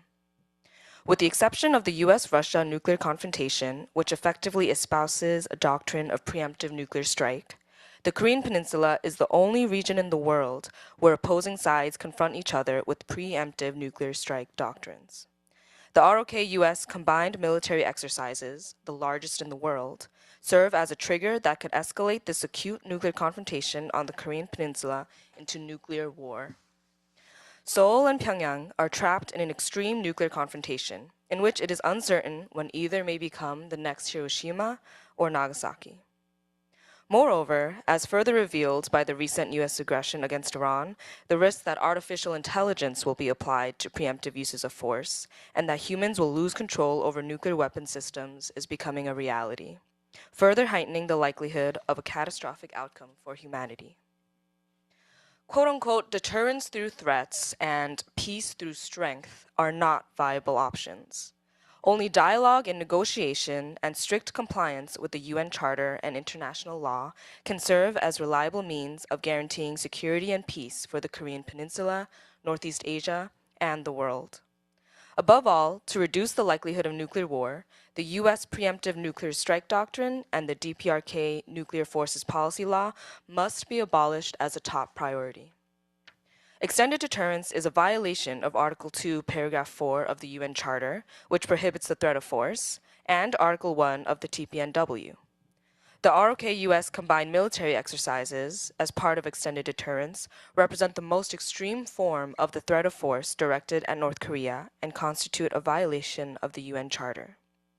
Anticipatory attacks or preemptive attacks under the pretext of an adversary's imminence or signs of an attack, as well as preventive attacks, fall entirely outside the scope of the right to self-defense under Article 51 of the UN Charter and are, without question, illegal. Deterrence through threats policies and peace through strength policies must be replaced by agreements and treaties reached through dialogue and negotiation. The way out of the Korean Peninsula's never-ending mutual threats, deterrence, and confrontation inherent in a security dilemma lies in the conclusion of a peace agreement on the Korean Peninsula and a DPRK-US non-aggression treaty. The U.S., from the standpoint of taking responsibility for resolving a problem it helped create, should take the lead in resolving the nuclear confrontation on the peninsula. And this process must begin with the abolition of large-scale ROK-US combined military exercises. Given that the ROK-US alliance maintains overwhelming military superiority over North Korea, conducting these exercises, unprecedented anywhere in the world and held twice a year, which are perceived by North Korea as a threat to its regime, cannot be justified under any circumstances. In addition, the armistice must be replaced by a peace agreement. There is no reason whatsoever to continue the military confrontation and maintain the armistice for more than 70 years. South Korea and the U.S.'s elimination of military hostility toward North Korea and the provision of security guarantees through the conclusion of a peace agreement are fully consistent with the spirit of the UN Charter and the Declaration on Principles of International Law concerning Friendly Relations and Cooperation among States, which enshrines the principles of sovereign equality, peace, and friendly relations among states. The DPRK-US Non-Aggression Treaty is a mechanism designed to restrain the U.S., which tramples on a peace agreement, and is capable at any time of engaging in hostile military actions against North Korea. This will be the only way to achieve denuclearization and peace on the Korean Peninsula. It'll also set a precedent for a nuclear-armed state moving toward disarmament and open the way to a nuclear-free world and lasting peace. However, the road to denuclearization on the Korean Peninsula now faces serious challenges. North Korea has designated South Korea as its quote-unquote permanent enemy and is accelerating its nuclear weapons buildup. The South Korean government is also pursuing potential nuclear capabilities through the introduction of nuclear-powered submarines and the revision of the ROK-US Nuclear Energy Agreement, while around 70% of South Koreans support the pursuit of nuclear weapons and nuclear confrontation. To overcome these difficulties, we will hold the Seoul People's Tribunal to examine the illegality of the U.S. nuclear bombings in 1945 and to demand that the U.S. make an official apology and provide compensation. The Seoul People's Tribunal is based on the recognition that the law belongs to the people, not exclusively to states and authorities, and that it is a judicial means for the people themselves to defend their rights and realize justice.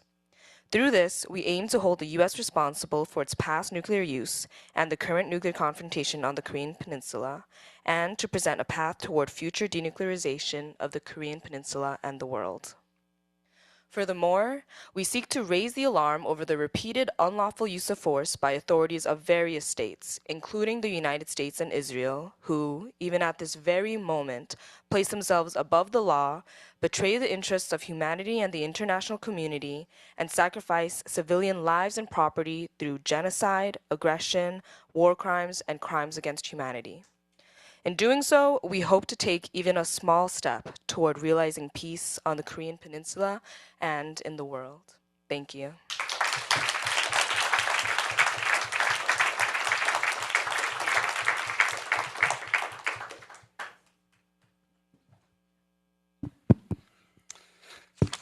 Thank you all for being here. It is an honor to join this panel at such a consequential moment. I want to begin with something that happened just a few weeks ago, a moment that has stayed with me. It was April 7th. I was standing in the cafeteria of the Longworth House office building with Colleen, Chris, Gwen, Mike, Lucy, Ronnie, Mel, and Marcia, volunteers and staff from the Brink partner organizations, representing American Friends Service Committee, the United Methodist Church, Pax Christi USA, All Souls Unitarian, the Church of the Brethren, and Physicians for Social Responsibility. We were organizing packets for a congressional letter drop, 140 letters from more than 250 mayors, council members, and county officials, urging Congress to support the Back from the Brink resolutions, concrete steps to reduce nuclear risk while pursuing a world free of nuclear weapons by building the conditions for elimination.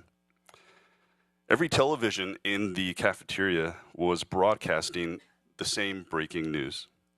President Trump had warned Iran that, quote, a whole civilization will die tonight, widely interpreted as a reference to possible nuclear escalation.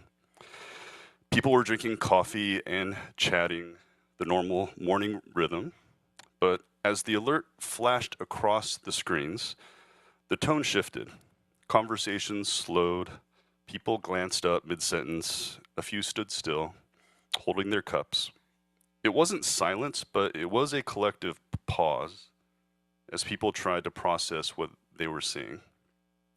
And beneath that pause was something deeper. A recognition that when a president makes a statement like that, it's not rhetorical. As you know, under current US policy, the president has sole authority to order the use of nuclear weapons. No vote, no approval, no second opinion. One person can make a decision that ends millions of lives instantly.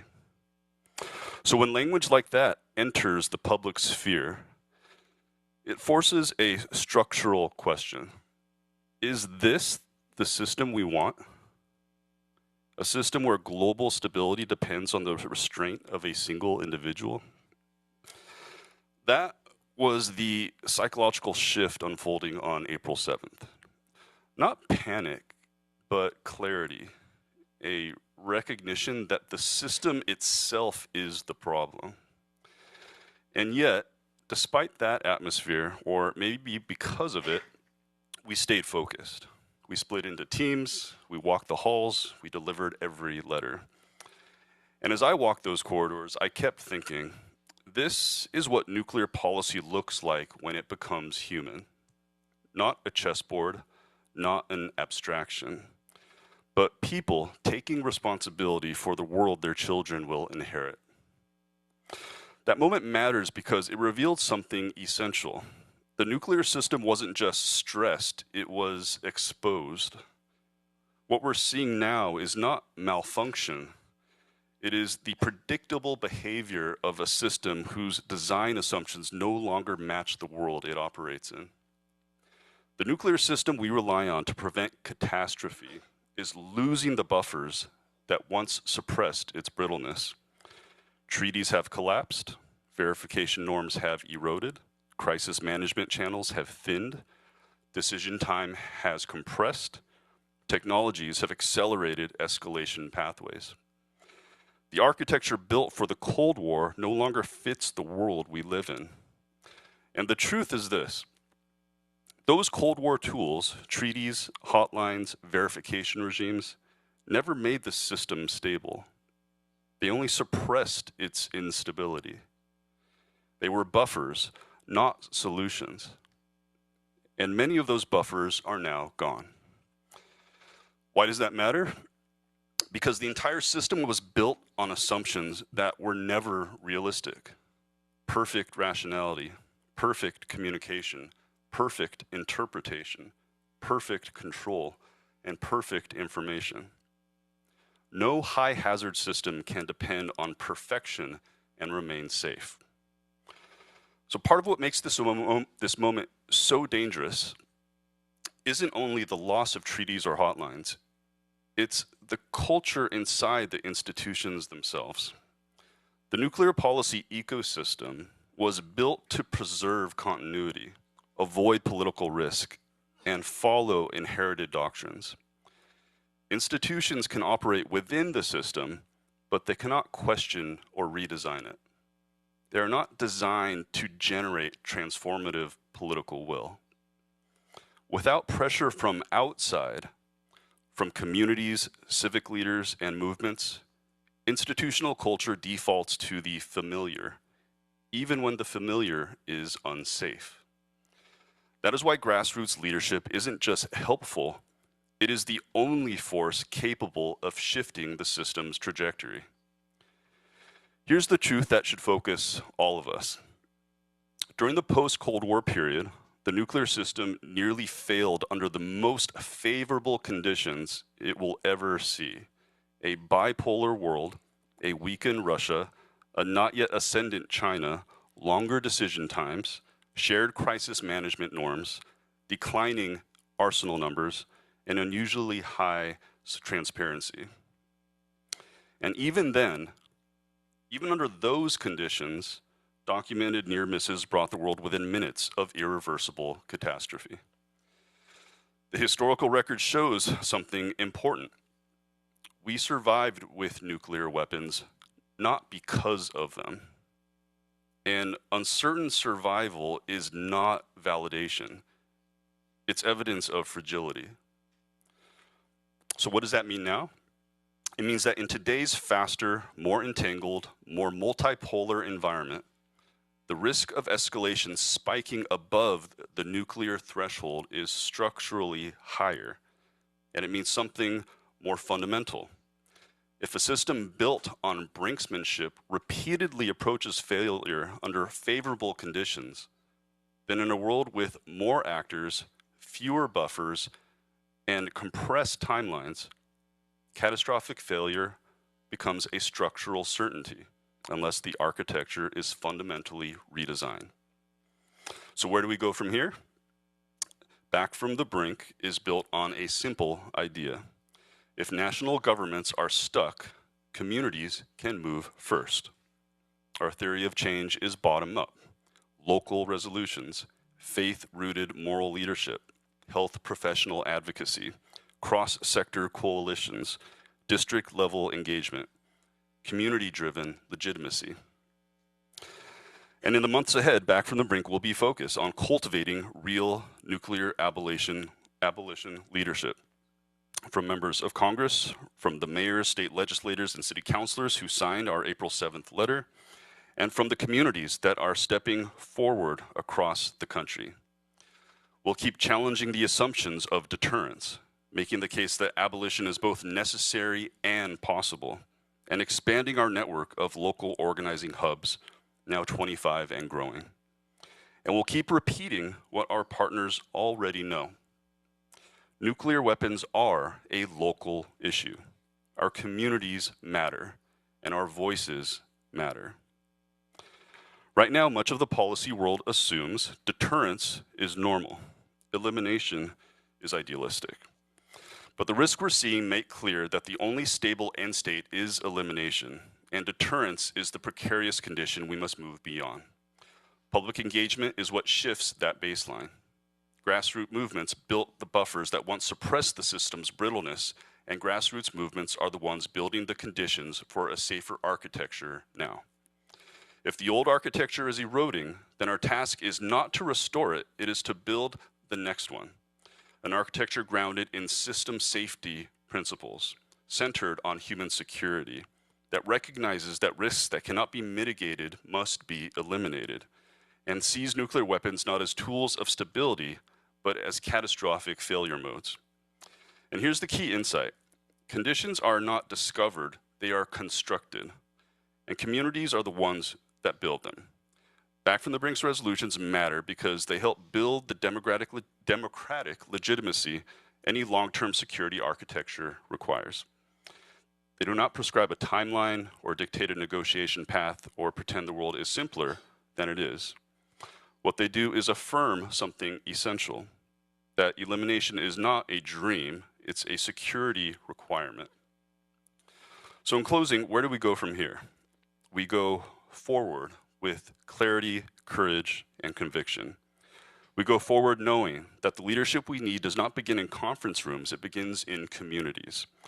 We go forward knowing that every resolution, every meeting, every letter, every conversation builds the foundation for the world we need. And we go forward because we refuse to accept that humanity must live forever at the edge of catastrophe. And we go forward because we believe human life has value, because no community is disposable, because safety is not a privilege, it's a right, and because a world free of nuclear weapons is not a fantasy, it is a responsibility. And we go forward with the belief that the future is not something that happens to us, it's something we build together. Thank you.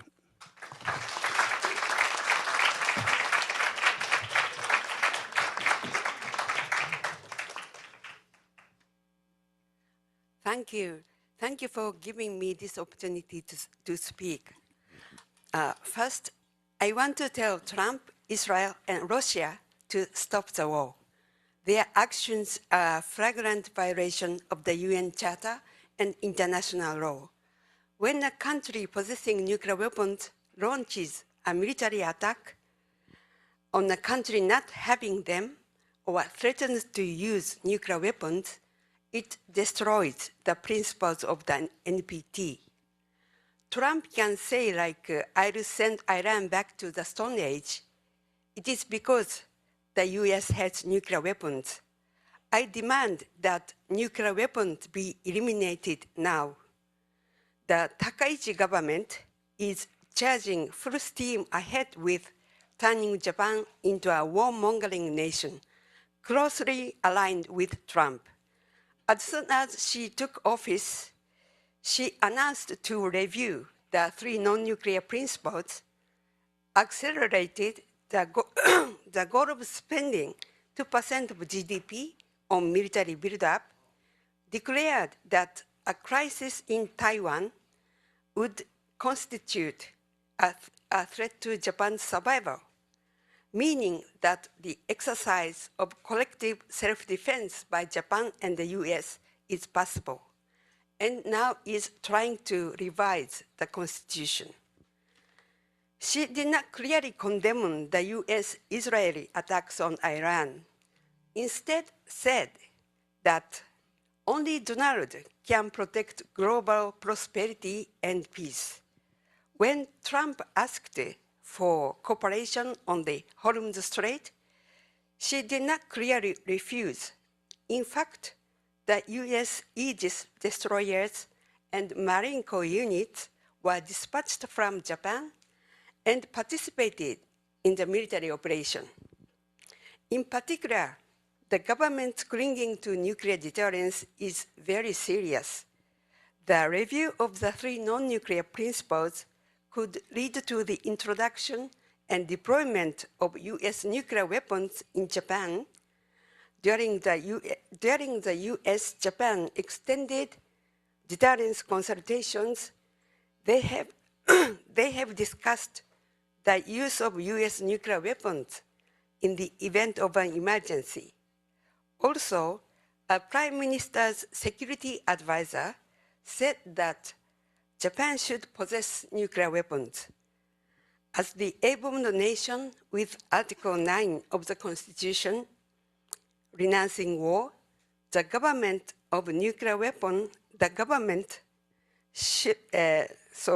the government should end its reliance on nuclear deterrence and take the lead in the abolition of nuclear weapons and should pursue the resolution of conflicts through diplomacy, not by war. On the other hand, a new grassroots movement calling for peace has begun across Japan. After seeing announcements on social media, a broad range of citizens joined in, and demonstrations and rallies against war and the revision of the Constitution were held at 160 locations nationwide, with more than 30,000 people gathered in front of the National Parliament. We see hope in these actions. Their common solidarity goods is penlight. This was inspired by South Korea's candlelight revolution and the oshikatsu, meaning supporting my favorite activity. 82% of the Japanese public opposes Trump's attack on Iran. Calls for Japan not to participate in the war and to oppose constitutional revision are growing. The approval rating for the Takaichi government, which stood at 79.5% in January this year, has dropped to 53% in just 2.5 months.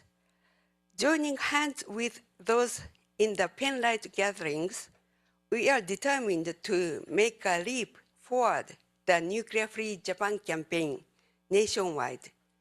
The momentum of the Treaty on the Prohibition of Nuclear Weapons, TPNW, also offers the public, a ray of hope for overcoming the current crisis. This campaign aims to raise the public awareness about A-bomb damage and urge the government to join the treaty. Through Hibakusha's testimonies and A-bomb photo exhibitions, signature collection drives, and the local government's adoption of resolutions to that effect. These activities build up public support and encourage the people to make political choices that lead to a nuclear-free, peaceful Japan. Through our efforts, even under the Takaichi government, more than 70% of the Japanese people support Japan's accession to the TPNW. The signatures collected have reached 3.44 million, and 749 local governments, accounting for 42% of all municipalities in Japan, have passed the resolutions. Through this campaign, we have recognized that the Hibakusha testimonies and appeal that humanity and nuclear weapons cannot coexist have power to change the minds of people who are affected by nuclear deterrence theory and threat theory. If Japan were to join the treaty, it would bring about a major shift in the security policy. In East Asia, the interests of Russia, China, and North Korea clash with those of the US, South Korea, and Japan, especially over territorial disputes and the Taiwan Strait issue. There, a single provocation could spark a war and potentially escalate into a nuclear war. Trump is telling us, you guys handle the problems in East Asia. In other words, he wants Asians to fight among themselves. Japan is used as a frontline base for the US to contain China. In this context, Japan's joining in the treaty could bring about a major transition toward the realization of a nuclear-free, peaceful East Asia. Collaboration is another key to developing our movement.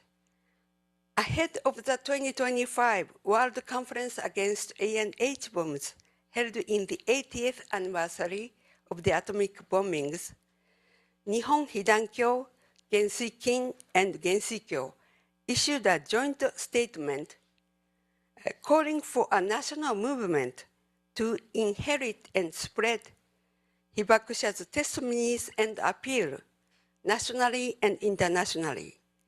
In New York, the Japanese Consumers Cooperative Union will join us in holding a 4-organization joint event. We are going to expand the collaboration more with a wide range of people. Finally, I'm very glad that we, coming from Japan, can take actions in New York together with you all and the US citizens. I express my deep respect and solidarity to you all for your tireless work against war, destruction of democracy, chauvinism, and for peace and nuclear abolition. Especially, I want to thank the friends who have prepared for today's international joint action.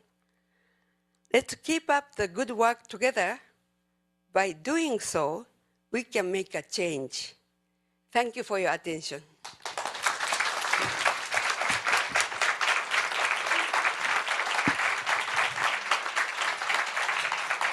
Thank you, Yayoi. Thank you, Alicia, Gil, Danny, and Yayoi for those incredible remarks to frame us going into the week ahead. What's ahead and what can we all do to respond to this moment of crisis and this moment of danger?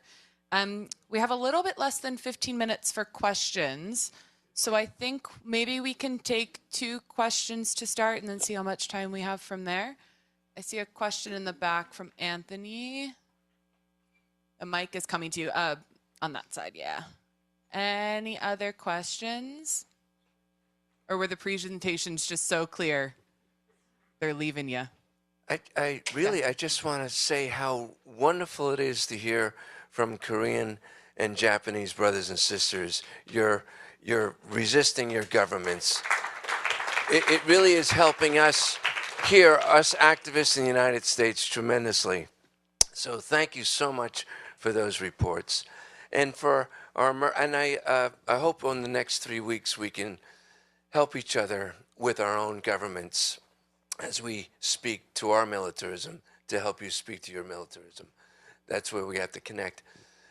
To our American citizens, I just want, listening to Ray this morning about divestment and the time for action is now, I'm asking people, where is your money? You don't have to tell me right now, but really, where are you putting your money? Are you in a bank? Are you in Chase Bank or Wells Fargo? Or if we're in regular banks, our money, our savings, and our checking accounts, we're contributing to our nuclear weapon and our war. And there are some apps, so there are places to get your money out of our regular banks. So I really do believe in divestment, hitting these corporations where it counts. But also, there are apps that identify what products, you just scan the barcode, are contributing to genocide. The genocides that are happening that Mia spoke today about. Because these industries are intimately connected, as you know. The industries that are creating our genocide and our homicide. So I think that's clear, becoming clearer to us all now. And yeah, thank you. Thanks. Thanks, Anthony. Are there any questions? I see a question here. Mariana, thank you.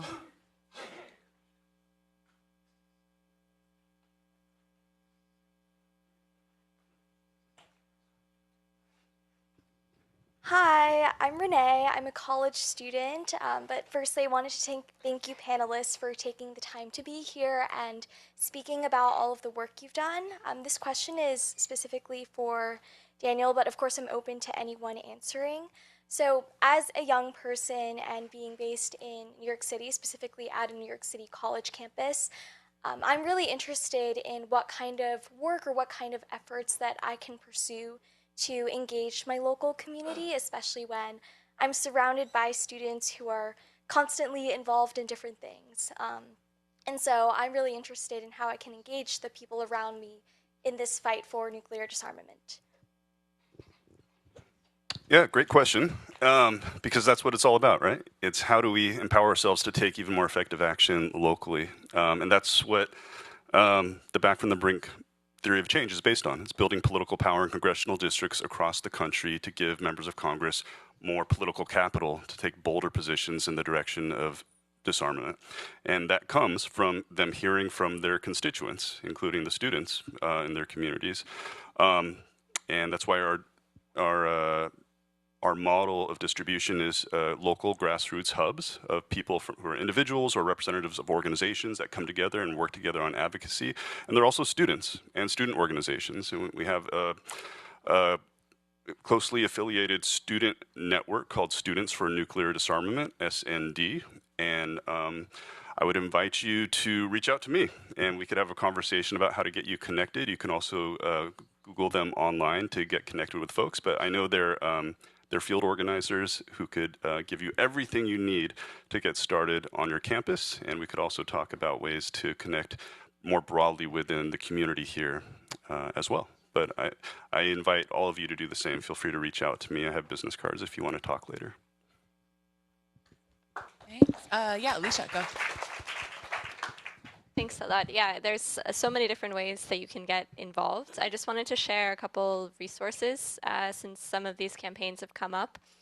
So it's particularly on divestment. There is this report, Don't Bank on the Bomb. It lists all of the financial institutions and banks that are involved in nuclear weapons production. And we also have a website at ICANN. It's called divest.icanw.org. And there you'll have a lot of resources that make it very easy for you to contact your financial institution and urge divestment. So there's a lot of tools and resources there. Another potential online resource, particularly for students, is a report that ICANN published in 2019 that's called Schools of Mass Destruction. And it's a list of 50 US universities that are involved in producing nuclear weapons, either by directly managing nuclear weapons laboratories or providing a pipeline to nuclear weapons laboratories or having research grants that could potentially be used to develop nuclear weapons. So there aren't any New York City colleges that are on that list, but there is one in New York, Cornell. And so the link for that is universities.icanw.org. And there you can find out all the information about the universities and get involved in the work to try to get these universities to end their involvement. So those are just a couple campaigns in addition to the really incredible work that Back from the Brink is doing on local resolutions in the US. Thank you. So before introducing the last, whoops, we got one more. Sorry, I'm sorry. can I add Go for something? it. So Go for it. I'm quickly. sorry. I love hearing from college students and from young people who want to do the work because I'm a young person who's also doing the work. I want to say that Spark came with a small Korean delegation. We have a college student with us, Kaun, who is doing incredible interpreting work. Something Spark really does well in Korea is studying, which I know as a college student you may not want to hear that to do more of. But I hope that you take inspiration from the work that Spark does. So for example, Spark hosts a Peace Academy where students as well as members of Spark give presentations on the history of war and peace in Korea, what anti-nuclear work is, like all the information that I spouted out from my speech, I didn't just like download it onto my brain. It took hours of studying, but when you do it with your friends, when you do it with people from your school, it really is more fun. And the more you know, the more empowered you feel. I would never be standing up here if I didn't have friends and colleagues supporting me in my studying and doing the work. So if even you and a couple of friends want to gather and look at some of the resources people have shared, all the organizations that are present in this room have great resources on their websites, and just reading through a report and then sharing to each other what you learned, you can start that small and feel empowered to continue to do more work and take more action. Thank you. Great. So let me say that we've got one more speaker, but I want to make a few comments before then. First of all, just kind of following up on that question, our speakers have to get from here to out the door later. So you can connect with them on their way out the door. I also want to say, in terms of students, I remember when Alicia was a college student. And even before that, I know she did some pretty outrageous things in support of nuclear disarmament. And, you know, if you dig in and push hard, you never know where you are going to land. I want to make a quick announcement. Kind of at last minute, we organized a side event, which will be on Wednesday afternoon, I think at 3:30, focusing on the Ukraine and Iran wars, how they're impacting proliferation, and what we can do to preserve Article 6 in that context. I also just want to, while I've got the mic here, do a couple other things. I want to appreciate our Japanese speakers and the whole Japanese delegation who came. To appreciate, they just landed yesterday. Think in terms of jet lag, and think in terms of the commitment that they've shown in the work that they've done and the speeches they've given and sitting through and learning from this session. And I also want to take this opportunity to once again thank the interpreters who have made this conference possible for so many of us, and to appreciate our co-sponsors and especially the Rosa Luxemburg Sifton, which has helped. So with that, you know, the question is, where do you go for the last word, right? So it occurred to me and some of my organizing colleagues that maybe the best place to turn would be to really the leading peace and disarmament organization in the United States, Peace Action, and to its president, Kevin Martin, who I've had the privilege of working with all the way back to when he was leading Peace Action in Chicago. I think that's over 25 years ago. Kevin asked me to keep it short, but simply to say he's provided extraordinary leadership, not only for our nuclear disarmament movements, but for our non-intervention movements opposing U.S. wars, and works for racial and social justice. So with that, I want to give Kevin the floor, and simply to say he said that he really doesn't need to speak, he just needs to look at his T-shirt.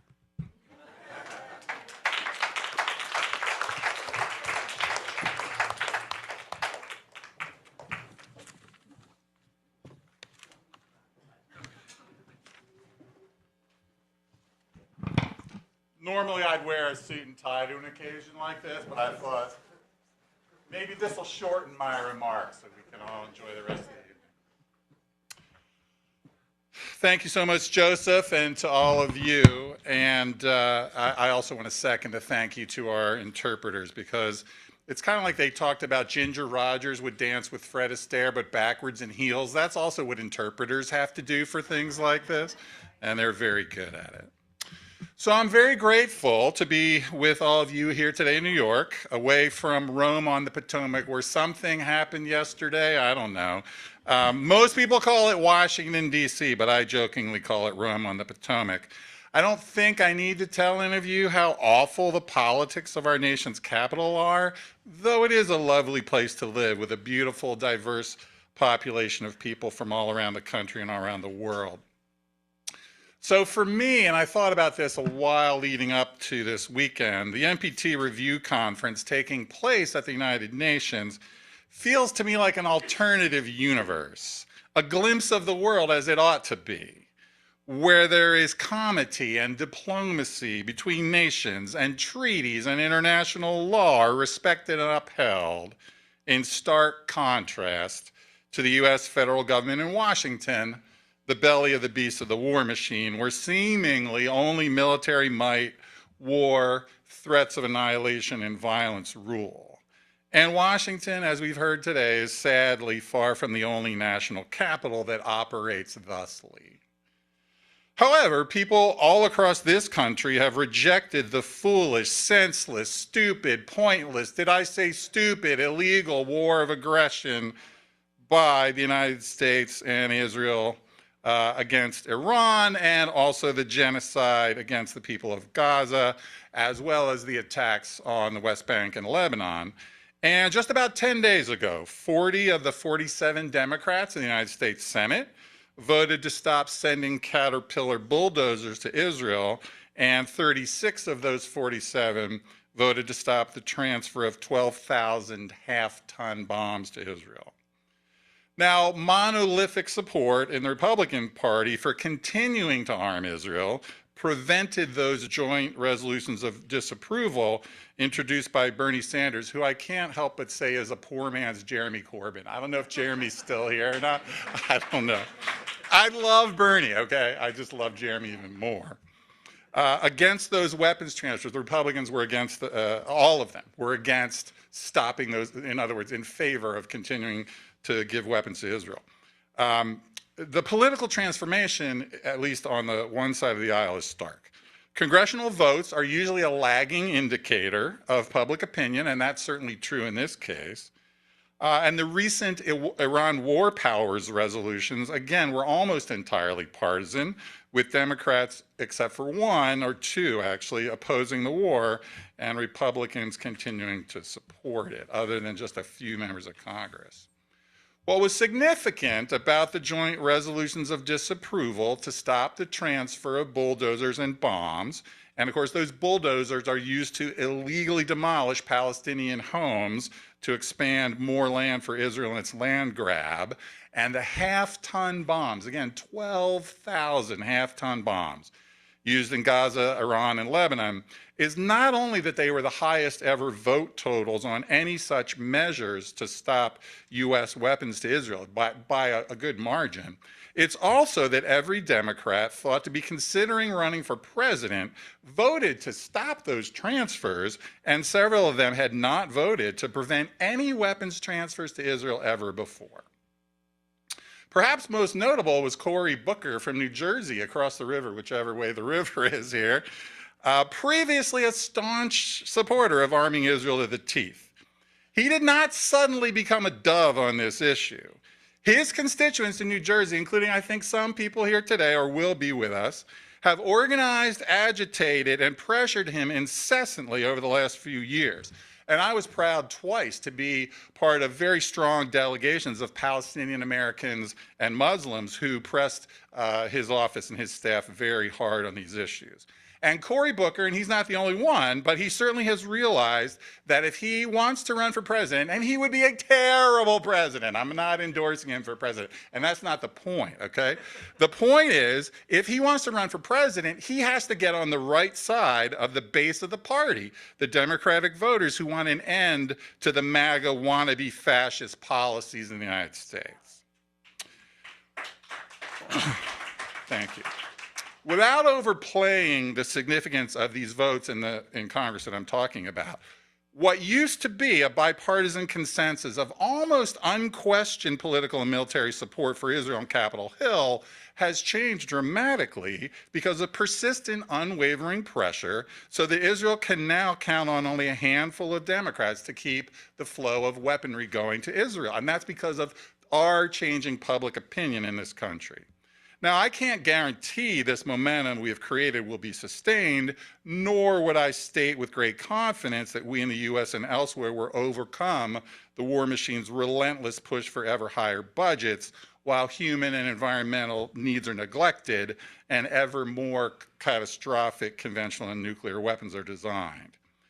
But as the great Stephen Stills wrote, and I believe this applies to our work for a better world, rejoice, rejoice. We have no choice but to carry on. I could have sung that, but I decided not to, and my singing voice is sometimes good. As many speakers today have noted, we convene at a startlingly perilous time in global affairs, and I read with interest the commentary by the NPT Review Conferences chair, Dong Hyo Viet of Vietnam, in the Journal of the Diplomat just last week. His article was entitled, "Why the 2026 NPT Review Conference and Diplomacy Must Not Fail." And I want to read a little bit of his commentary. A profound deficit has corroded the very foundations of international cooperation. International law is seen as binding only on the weak, while the powerful act with impunity. Sovereignty and territorial integrity are treated as negotiable. Nuclear powers neglect their disarmament commitments while demanding that others uphold their non-proliferation obligations. non-nuclear weapon states grow ever more skeptical of a regime they perceive as fundamentally discriminatory. And his piece concluded with the following. The diplomatic path is demanding, often frustrating, and rarely produces the dramatic breakthroughs that capture headlines, but it remains the only path that does not court catastrophe. As presiding officer of the 11th NPT Review Conference, I am under no illusion that we can expect a smooth sailing, but I refuse to believe that the international community has reached a point of no return. So come April 27th, tomorrow, as we gather to deliberate the fate of this treaty, and in many ways the fate of our planet, let us remember that the pursuit of peace is not a sign of weakness, but the ultimate expression of human reason. I appreciated these wise words, and I look forward to his skillful chairing of the conference, which, as he notes, will not be an easy task. While we all hope and will press for a good outcome of the review conference, what gives me hope is all of you, our collective work together, and the necessity of convincing humanity to join our quest for peace, disarmament, and social justice. The deranged president of the United States infamously threatened a whole civilization will die tonight. Not only must we reject such insanity, we must instead realize we will survive together or not at all. We will thrive together or not at all. We will grow together or not at all. We will evolve together or not at all. And we will live together or not at all. And I think the only way to end a conference like this is to ask you to join me in repeating, as the Hibakusha have taught us to say, no more Hiroshimas. No more Nagasaki's. No more nuclear weapons. No more war. And I want to just say, long live the Hibakusha, their memory and their brave example of resistance to the bomb. Thank you all very much for being here.